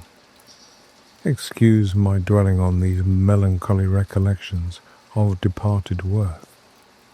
You won't see a man like my uncle every day in the week. I have always considered it a great point in my uncle's character, gentlemen, that he was the intimate friend and companion of Tom Smart, of the great house of Bilson and Slum, Catterton Street, city. My uncle collected for tiggin and whelps, but for a long time he went pretty near the same journey as Tom. And the very first night they met, my uncle took a fancy for Tom, and Tom took a fancy for my uncle. They made a bet of a new hat, before they had known each other half an hour, who should brew the best quart of punch, and drink it the quickest. My uncle was judged to have won the making, but Tom Smart beat him in the drinking by about half a saltspoonful. They took another quart apiece to drink each other's health in, and were staunch friends ever afterwards. There's a destiny in these things, gentlemen. We can't help it. In personal appearance, my uncle was a little shorter than the middle size.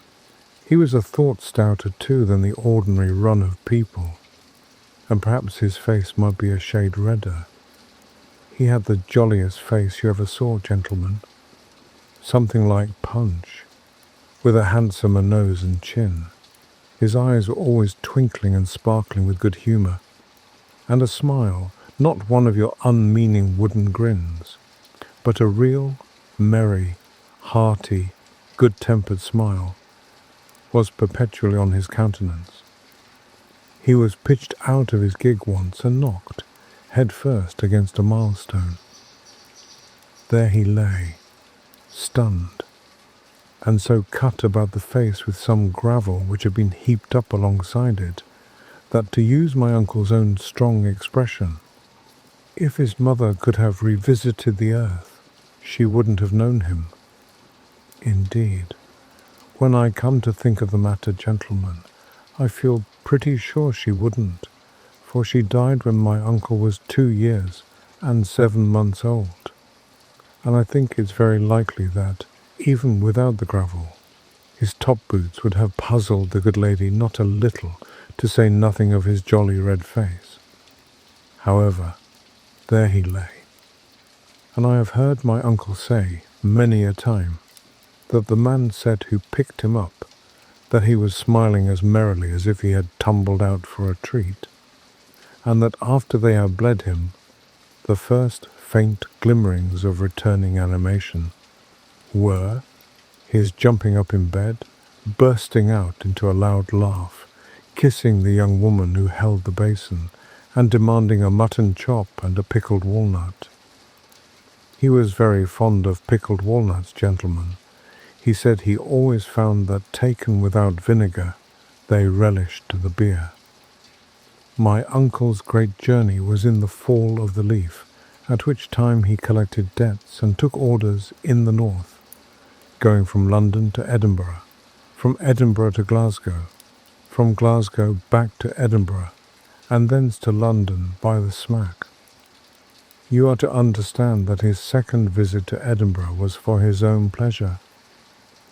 He used to go back for a week, just to look up his old friends, and what with breakfasting with this one, lunching with that, dining with a third, and supping with another, a pretty tight week he used to make of it.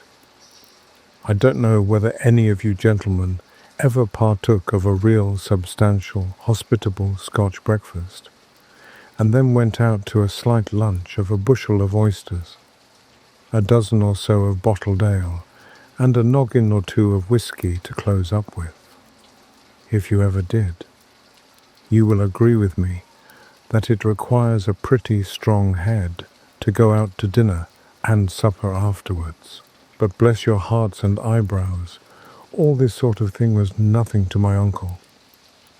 He was so well seasoned that it was mere child's play. I have heard him say that he could see the Dundee people out any day and walk home afterwards without staggering.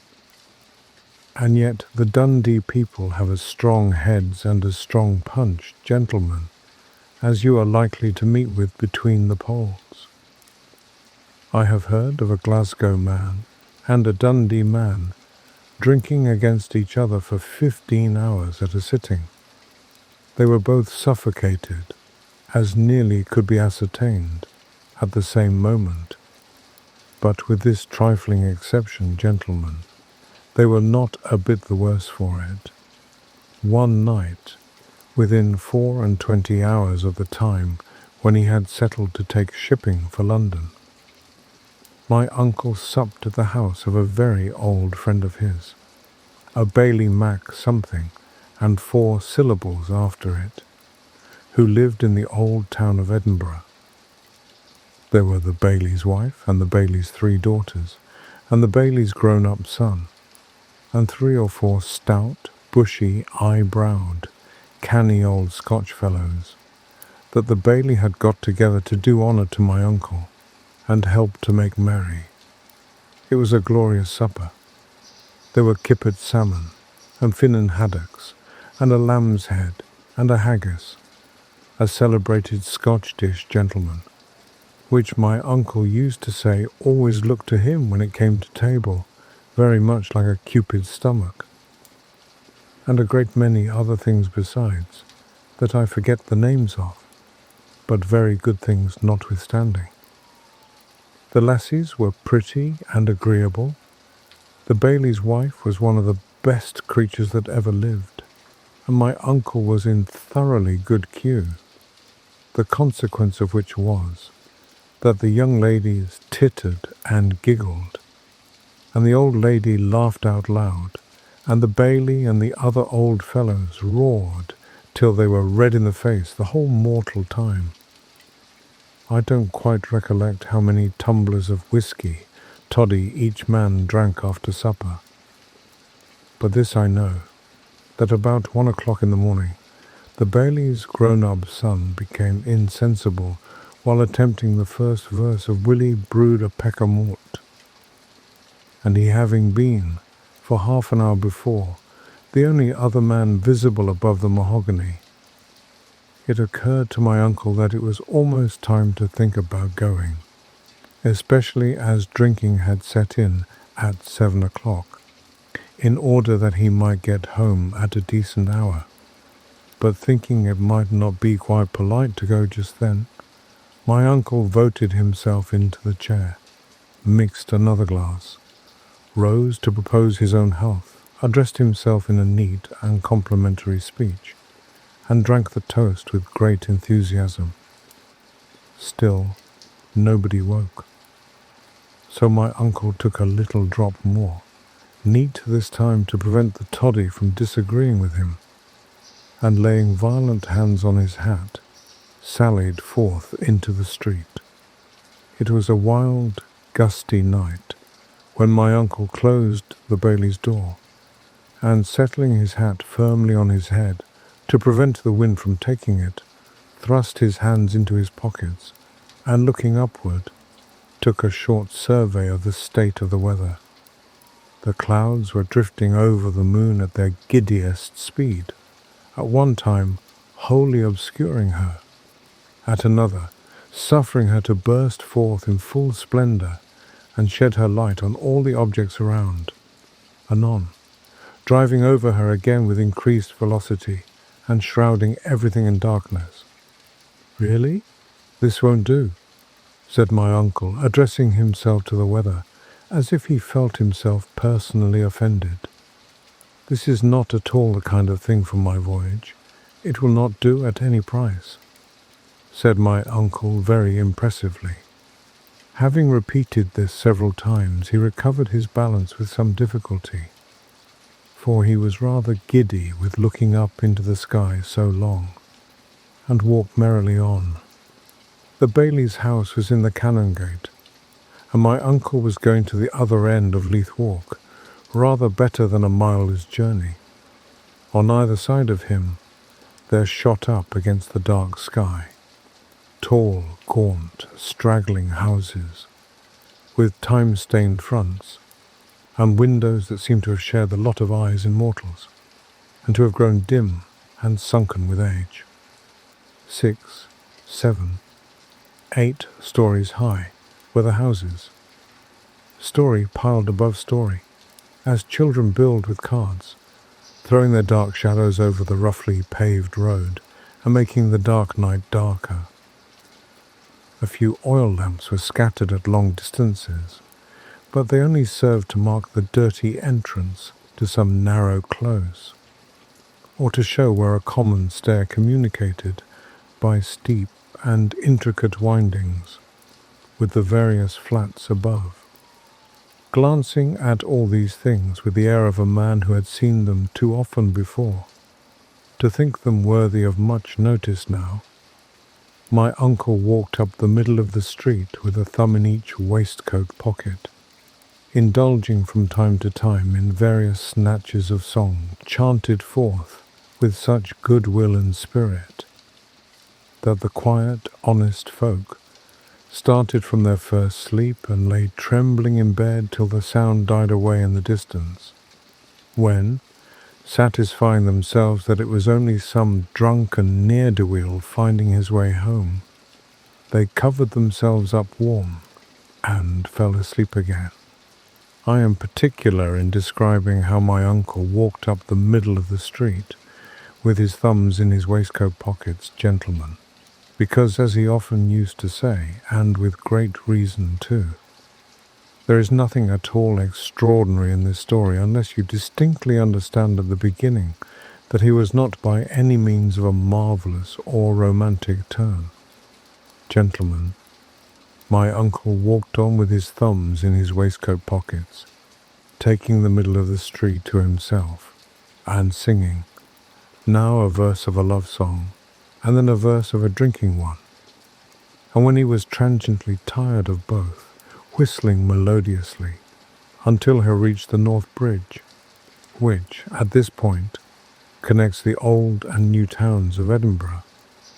Here he stopped for a minute to look at the strange, irregular clusters of lights, piled one above the other, and twinkling afar off so high that they looked like stars gleaming from the castle walls on the one side and the Calton Hill on the other, as if they illuminated veritable castles in the air, while the old picturesque town slept heavily on, in gloom and darkness below, its palace and chapel of Holyrood, guarded day and night, as a friend of my uncle's used to say, by old Arthur's Seat, towering surly and dark, like some gruff genius over the ancient city he has watched so long. I say, gentlemen, my uncle stopped here for a minute to look about him, and then, paying a compliment to the weather, which had a little cleared up, though the moon was sinking, walked on again as royally as before, keeping the middle of the road with great dignity, and looking as if he would very much like to meet with somebody who would dispute possession of it with him. There was nobody at all disposed to contest the point as it happened, and so on he went, with his thumbs in his waistcoat pockets, like a lamb. When my uncle reached the end of Leith Walk, he had to cross a pretty large piece of waste ground, which separated him from a short street which he had to turn down, to go direct to his lodging. Now, in this piece of waste ground, there was at that time an enclosure belonging to some wheelwright who contracted with the post office for the purchase of old worn-out mail coaches, and my uncle, being very fond of coaches, old, young, or middle-aged, all at once took it into his head to step out of his road, for no other purpose than to peep between the palings at these mails, about a dozen of which he remembered to have seen, crowded together in a very forlorn and dismantled state inside. My uncle was a very enthusiastic, emphatic sort of person, gentlemen. So, finding that he could not obtain a good peep between the palings, he got over them, and sitting himself quietly down on an old axle tree, began to contemplate the mail coaches with a deal of gravity.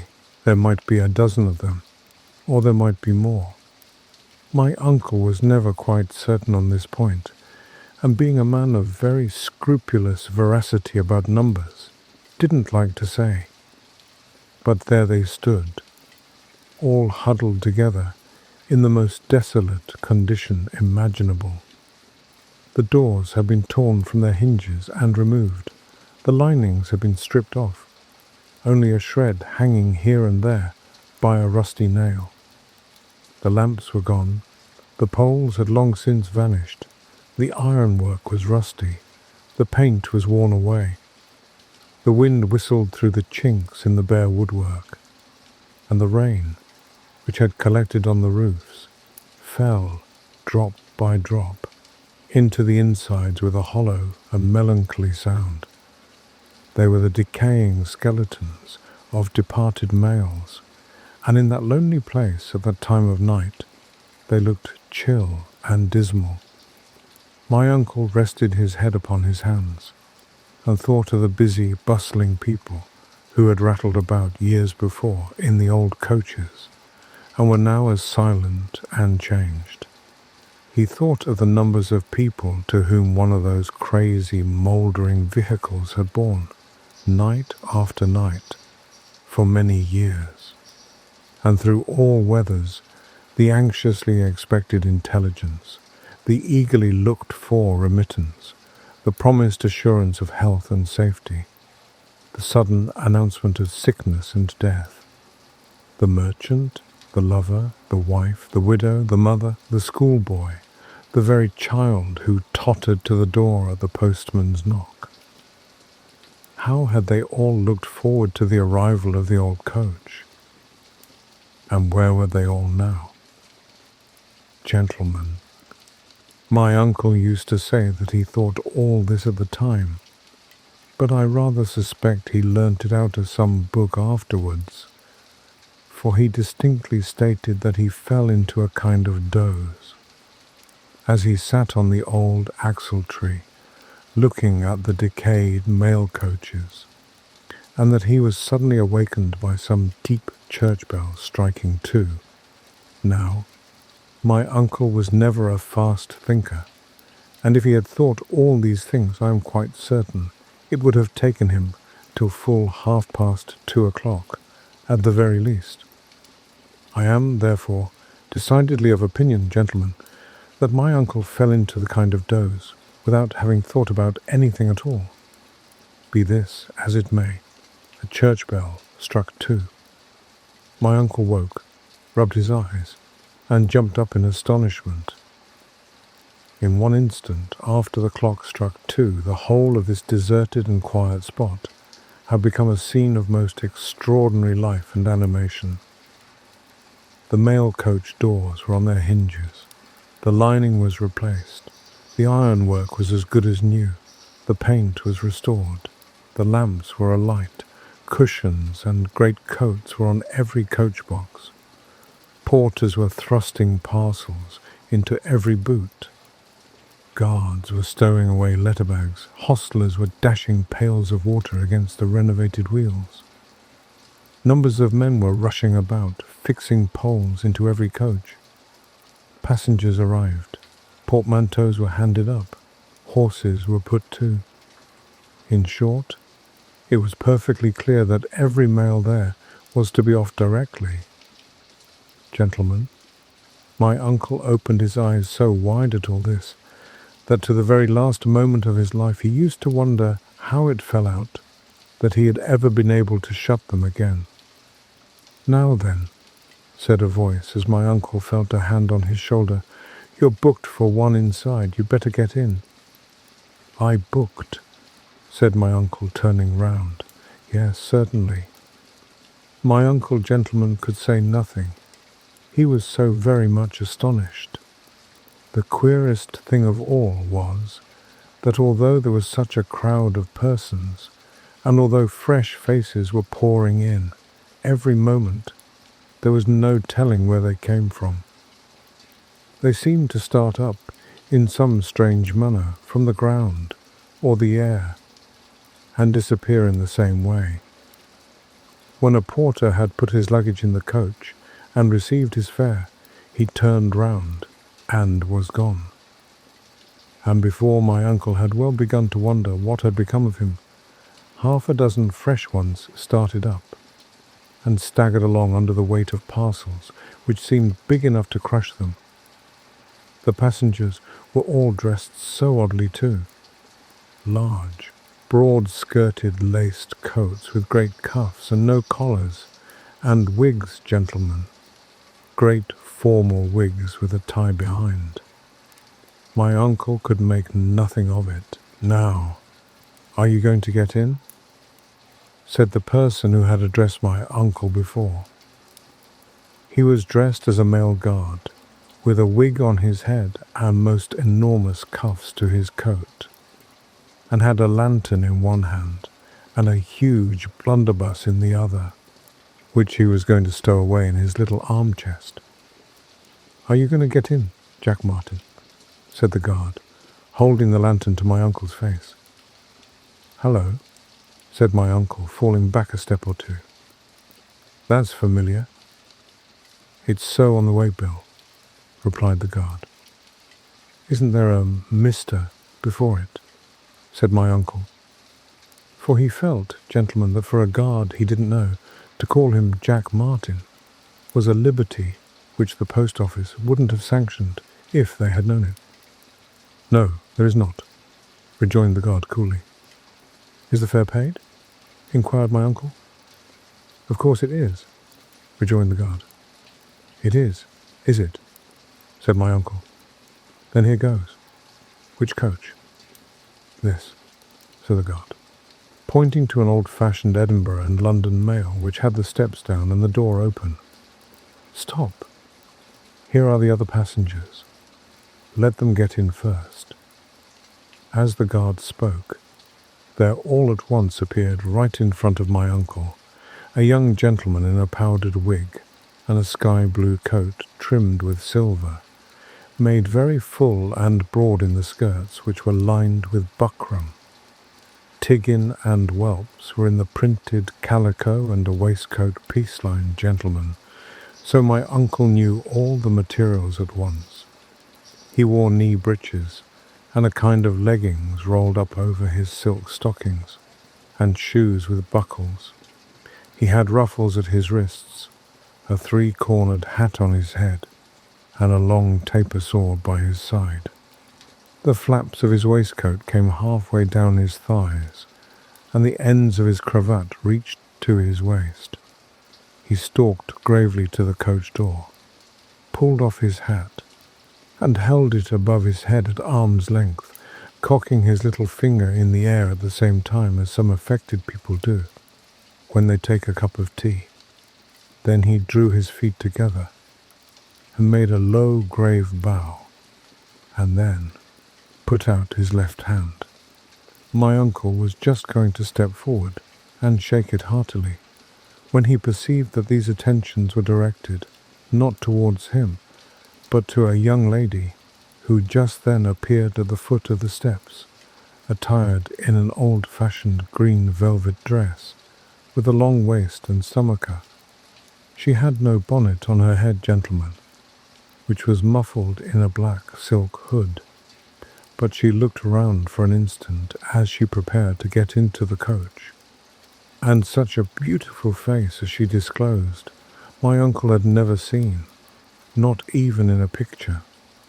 She got into the coach, holding up her dress with one hand, and as my uncle always said with a round oath, when he told the story, he wouldn't have believed it possible that legs and feet could have been brought to such a state of perfection unless he had seen them with his own eyes.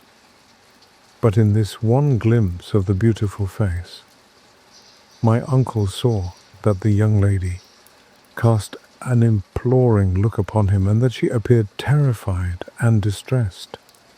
He noticed, too, that the young fellow in the powdered wig, notwithstanding his show of gallantry, which was all very fine and grand, clasped her tight by the wrist when she got in, and followed himself immediately afterwards. An uncommonly ill-looking fellow, in a close brown wig and a plum-coloured suit, wearing a very large sword and boots up to his hips, belonged to the party. And when he sat himself down next to the young lady, who shrunk into a corner at his approach, My uncle was confirmed in his original impression that something dark and mysterious was going forward, or, as he always said himself, that there was a screw loose somewhere. It's quite surprising how quickly he made up his mind to help the lady at any peril, if she needed help. "Death and lightning," exclaimed the young gentleman, laying his hand upon his sword as my uncle entered the coach. "Blood and thunder," roared the other gentleman. With this he whipped his sword out and made a lunge at my uncle without further ceremony. My uncle had no weapon about him, but with great dexterity he snatched the ill-looking gentleman's three-cornered hat from his head, and receiving the point of his sword right through the crown, squeezed the sides together and held it tight. "Pink him behind," cried the ill-looking gentleman to his companion, as he struggled to regain his sword. "He had better not," cried my uncle, displaying the heel of one of his shoes in a threatening manner.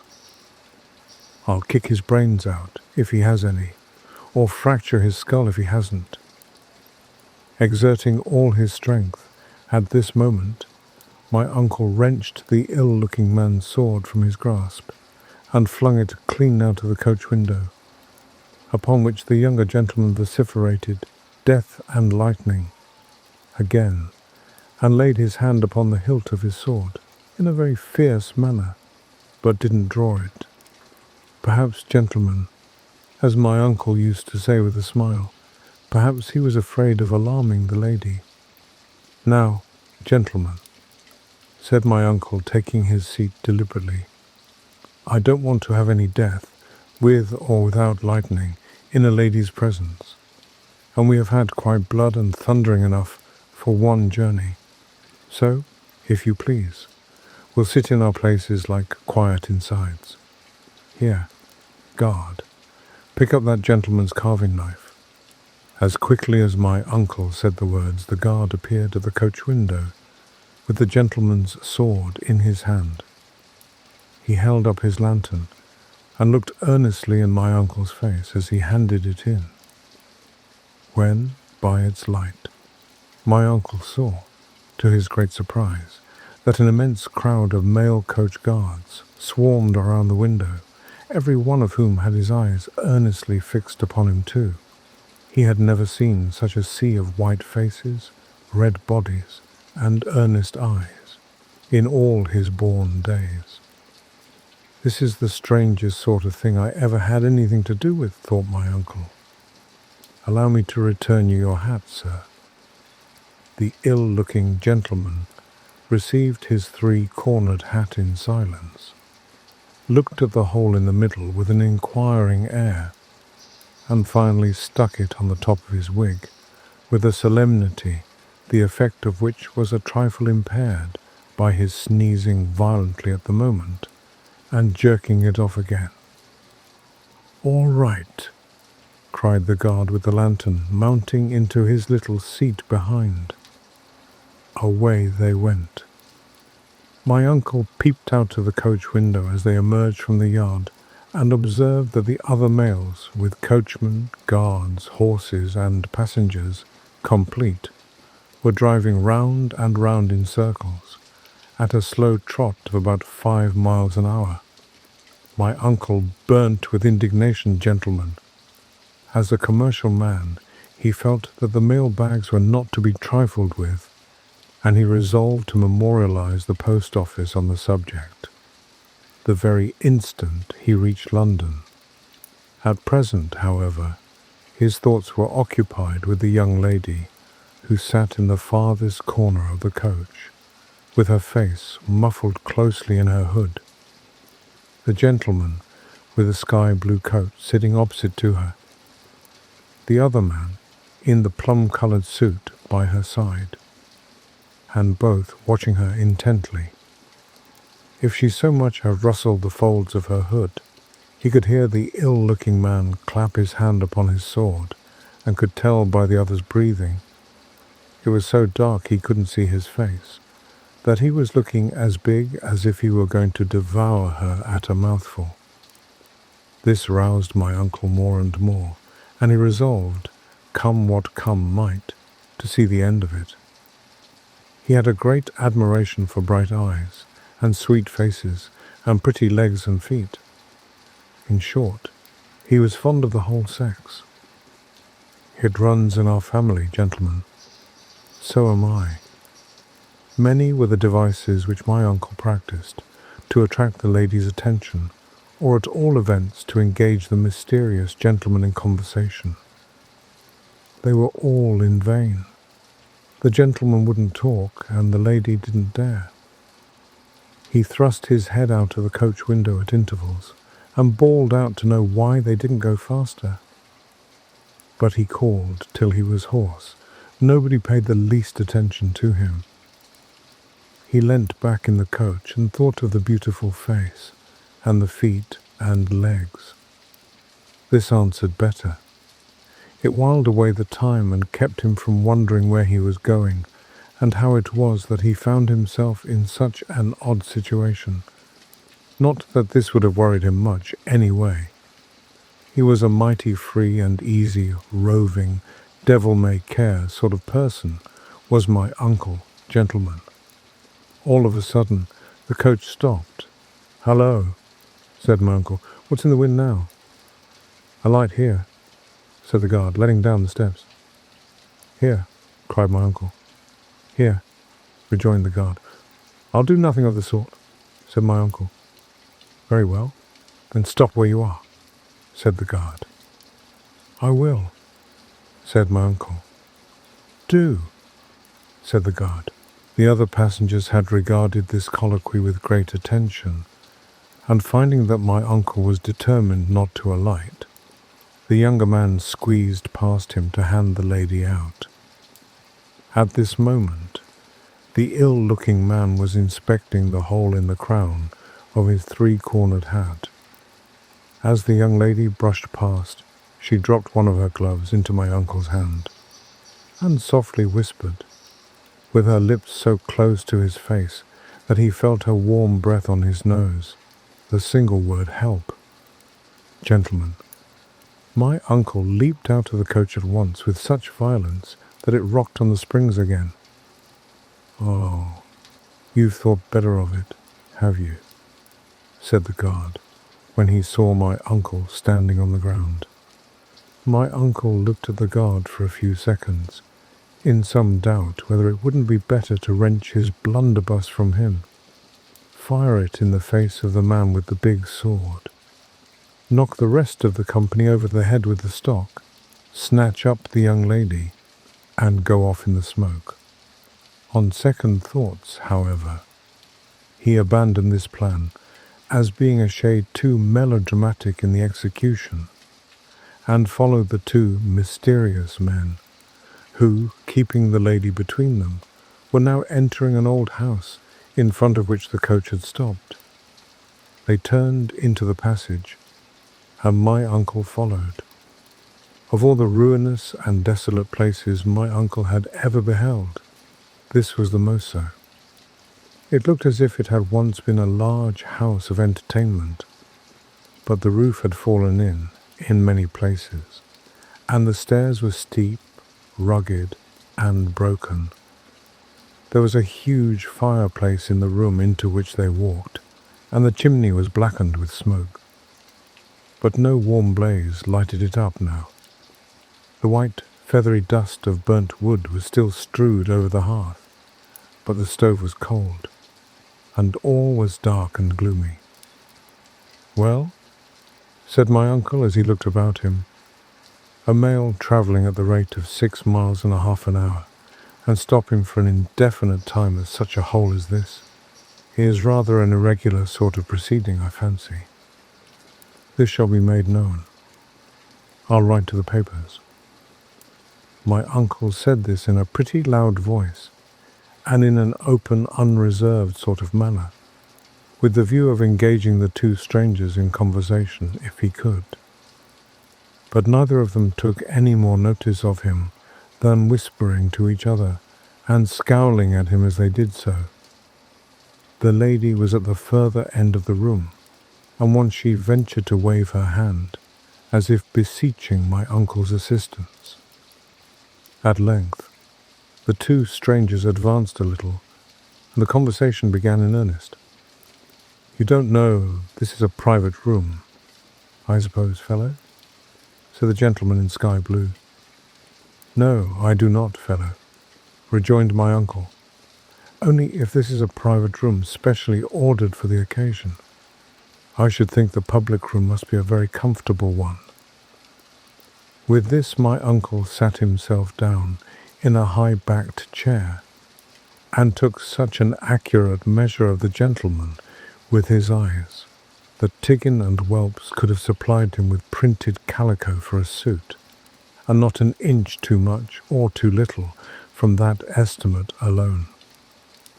"Quit this room," said both the men together, grasping their swords. "Eh?" said my uncle, not at all appearing to comprehend their meaning. "Quit the room, or you are a dead man," said the ill-looking fellow with the large sword, drawing it at the same time and flourishing it in the air. "Down with him," cried the gentleman in sky blue, drawing his sword also and falling back 2 or 3 yards. "Down with him." The lady gave a loud scream. Now, my uncle was always remarkable for great boldness and great presence of mind. All the time that he had appeared so indifferent to what was going on, he had been looking slyly about for some missile or weapon of defense, and at the very instant when the swords were drawn, he espied, standing in the chimney corner, an old basket-hilted rapier in a rusty scabbard. At one bound, my uncle caught it in his hand, drew it, flourished it gallantly above his head, called aloud to the lady to keep out of the way, hurled the chair at the man in sky blue, and the scabbard at the man in plum colour, and taking advantage of the confusion, fell upon them both pell-mell. Gentlemen, there is an old story, none the worse for being true, regarding a fine young Irish gentleman who, being asked if he could play the fiddle, replied he had no doubt he could, but he couldn't exactly say for certain, because he had never tried. This is not inapplicable to my uncle and his fencing. He had never had a sword in his hand before, except once when he played Richard III at a private theatre, upon which occasion it was arranged with Richmond that he was to be run through from behind, without showing fight at all. But here he was, cutting and slashing with 2 experienced swordsmen, thrusting and guarding and poking and slicing, and acquitting himself in the most manful and dexterous manner possible, although up to that time he had never been aware that he had the least notion of the science. It only shows how true the old saying is, that a man never knows what he can do till he tries. Gentlemen, the noise of the combat was terrific, each of the 3 combatants swearing like troopers, and their swords clashing with as much noise as if all the knives and steels in Newport Market were rattling together at the same time. When it was at its very height, the lady, to encourage my uncle most probably, withdrew her hood entirely from her face, and disclosed a countenance of such dazzling beauty that he would have fought against 50 men to win one smile from it and die. He had done wonders before, but now he began to powder away like a raving mad giant. At this very moment, the gentleman in sky blue, turning round, and seeing the young lady with her face uncovered, vented an exclamation of rage and jealousy, and turning his weapon against her beautiful bosom, pointed a thrust at her heart, which caused my uncle to utter a cry of apprehension that made the building ring. The lady stepped lightly aside, and snatching the young man's sword from his hand, before he had recovered his balance, drove him to the wall, and running it through him and the panelling, up to the very hilt, pinned him there hard and fast. It was a splendid example. My uncle, with a loud shout of triumph and a strength that was irresistible, made his adversary retreat in the same direction, and plunging the old rapier into the very centre of a large red flower in the pattern of his waistcoat, nailed him beside his friend. There they both stood, gentlemen, jerking their arms and legs about in agony, like the toy shop figures that are moved by a piece of pack-thread. My uncle always said afterwards that this was one of the surest means he knew of for disposing of an enemy, but it was liable to one objection on the ground of expense, inasmuch as it involved the loss of a sword for every man disabled. "The mail! The mail!"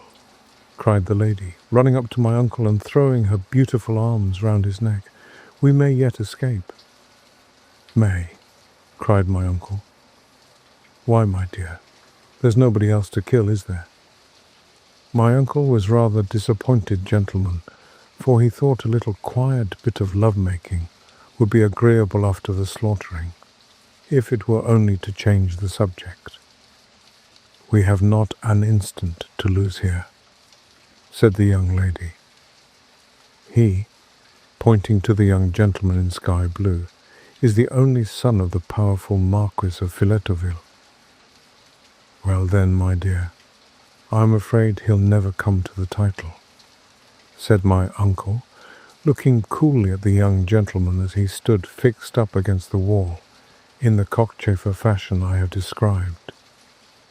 "You have cut off the entail, my love. I have been torn from my home and friends by these villains," said the young lady, her features glowing with indignation. "That wretch would have married me by violence in another hour." "Confound his impudence," said my uncle, bestowing a very contemptuous look on the dying heir of Philetoville.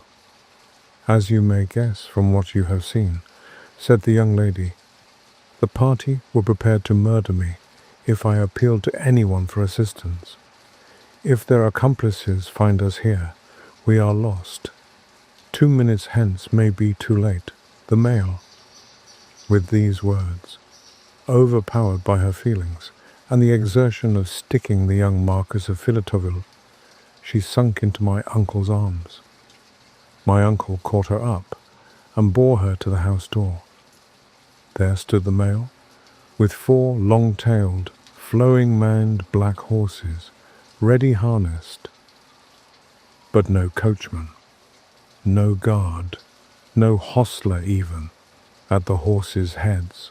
Gentlemen, I hope I do no injustice to my uncle's memory when I express my opinion that although he was a bachelor, he had held some ladies in his arms before this time.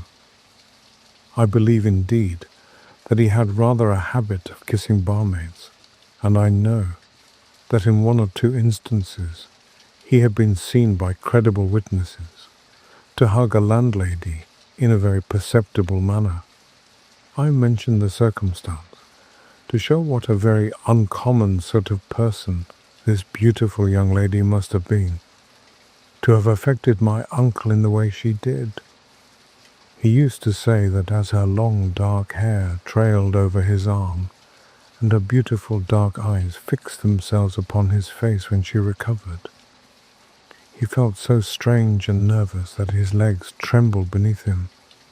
But who can look in a sweet, soft pair of dark eyes without feeling queer?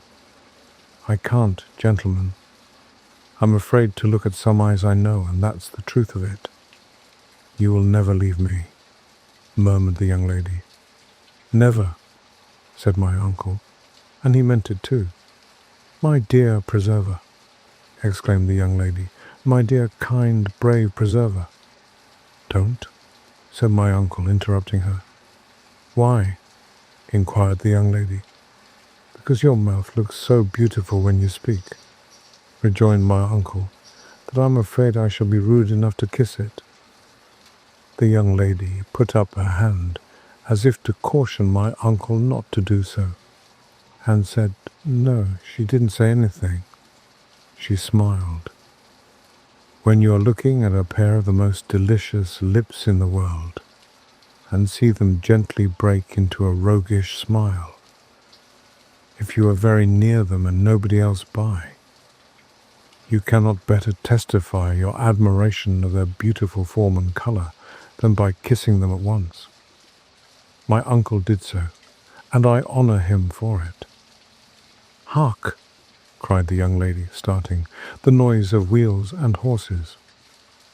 "So it is," said my uncle, listening. He had a good ear for wheels and the trampling of hoofs, but there appeared to be so many horses and carriages rattling towards them from a distance that it was impossible to form a guess at their number. The sound was like that of 50 brakes, with 6 blood cattle in each. "We are pursued," cried the young lady, clasping her hands. "We are pursued. I have no hope but in you." There was such an expression of terror in her beautiful face that my uncle made up his mind at once. He lifted her into the coach, told her not to be frightened, pressed his lips to hers once more, and then advising her to draw the window to keep the cold air out, mounted to the box. "Stay, love," cried the young lady. "What's the matter?" said my uncle from the coach-box. "I want to speak to you," said the young lady. "Only a word. Only one word, dearest." "Must I get down?" inquired my uncle. The lady made no answer, but she smiled again. Such a smile, gentlemen! It beat the other one all to nothing. My uncle descended from his perch in a twinkling. "What is it, my dear?" said my uncle, looking in at the coach window. The lady happened to bend forward at the same time, and my uncle thought she looked more beautiful than she had done yet. He was very close to her just then, gentlemen, so he really ought to know. "What is it, my dear?" said my uncle. "Will you never love anyone but me? Never marry anyone beside?" said the young lady. My uncle swore a great oath that he never would marry anybody else, and the young lady drew in her head and pulled up the window. He jumped upon the box, squared his elbows, adjusted the ribbons, seized the whip which lay on the roof, gave one flick to the off-leader, and away went the 4 long-tailed, flowing-maned black horses, at 15 good English miles an hour, with the old mail coach behind them. Whew! How they tore along! The noise behind grew louder. The faster the old mail went, the faster came the pursuers. Men, horses, dogs were leagued in the pursuit. The noise was frightful, but above all rose the voice of the young lady, urging my uncle on, and shrieking, "Faster! Faster!" They whirled past the dark trees, as feathers would be swept before a hurricane. Houses, gates, churches, haystacks, objects of every kind they shot by, with a velocity and noise like roaring water suddenly let loose. Still, the noise of pursuit grew louder, and still, my uncle could hear the young lady wildly screaming, "Faster! Faster!" My uncle plied whip and rein, and the horses flew onward till they were white with foam. And yet the noise behind increased, and yet the young lady cried, "Faster! Faster!" My uncle gave a loud stamp on the boot in the energy of the moment, and found that it was grey morning, and he was sitting in the wheelwright's yard, on the box of an old Edinburgh mail, shivering with the cold and wet, and stamping his feet to warm them. He got down, and looked eagerly inside for the beautiful young lady. Alas! There was neither door nor seat to the coach. It was a mere shell. Of course, my uncle knew very well that there was some mystery in the matter, and that everything had passed exactly as he used to relate it. He remained staunch to the great oath he had sworn to the beautiful young lady, refusing several eligible landladies on her account, and dying a bachelor at last. He always said, what a curious thing it was that he should have found out, by such a mere accident as his clambering over the palings, that the ghosts of mail coaches and horses, guards, coachmen and passengers were in the habit of making journeys regularly every night. He used to add that he believed he was the only living person who had ever been taken as a passenger on one of these excursions. And I think he was right, gentlemen. At least I never heard of any other. I wonder what these ghosts of mail coaches carry in their bags, said the landlord, who had listened to the whole story with profound attention. The dead letters, of course, said the bagman. Oh, to be sure, rejoined the landlord. I never thought of that.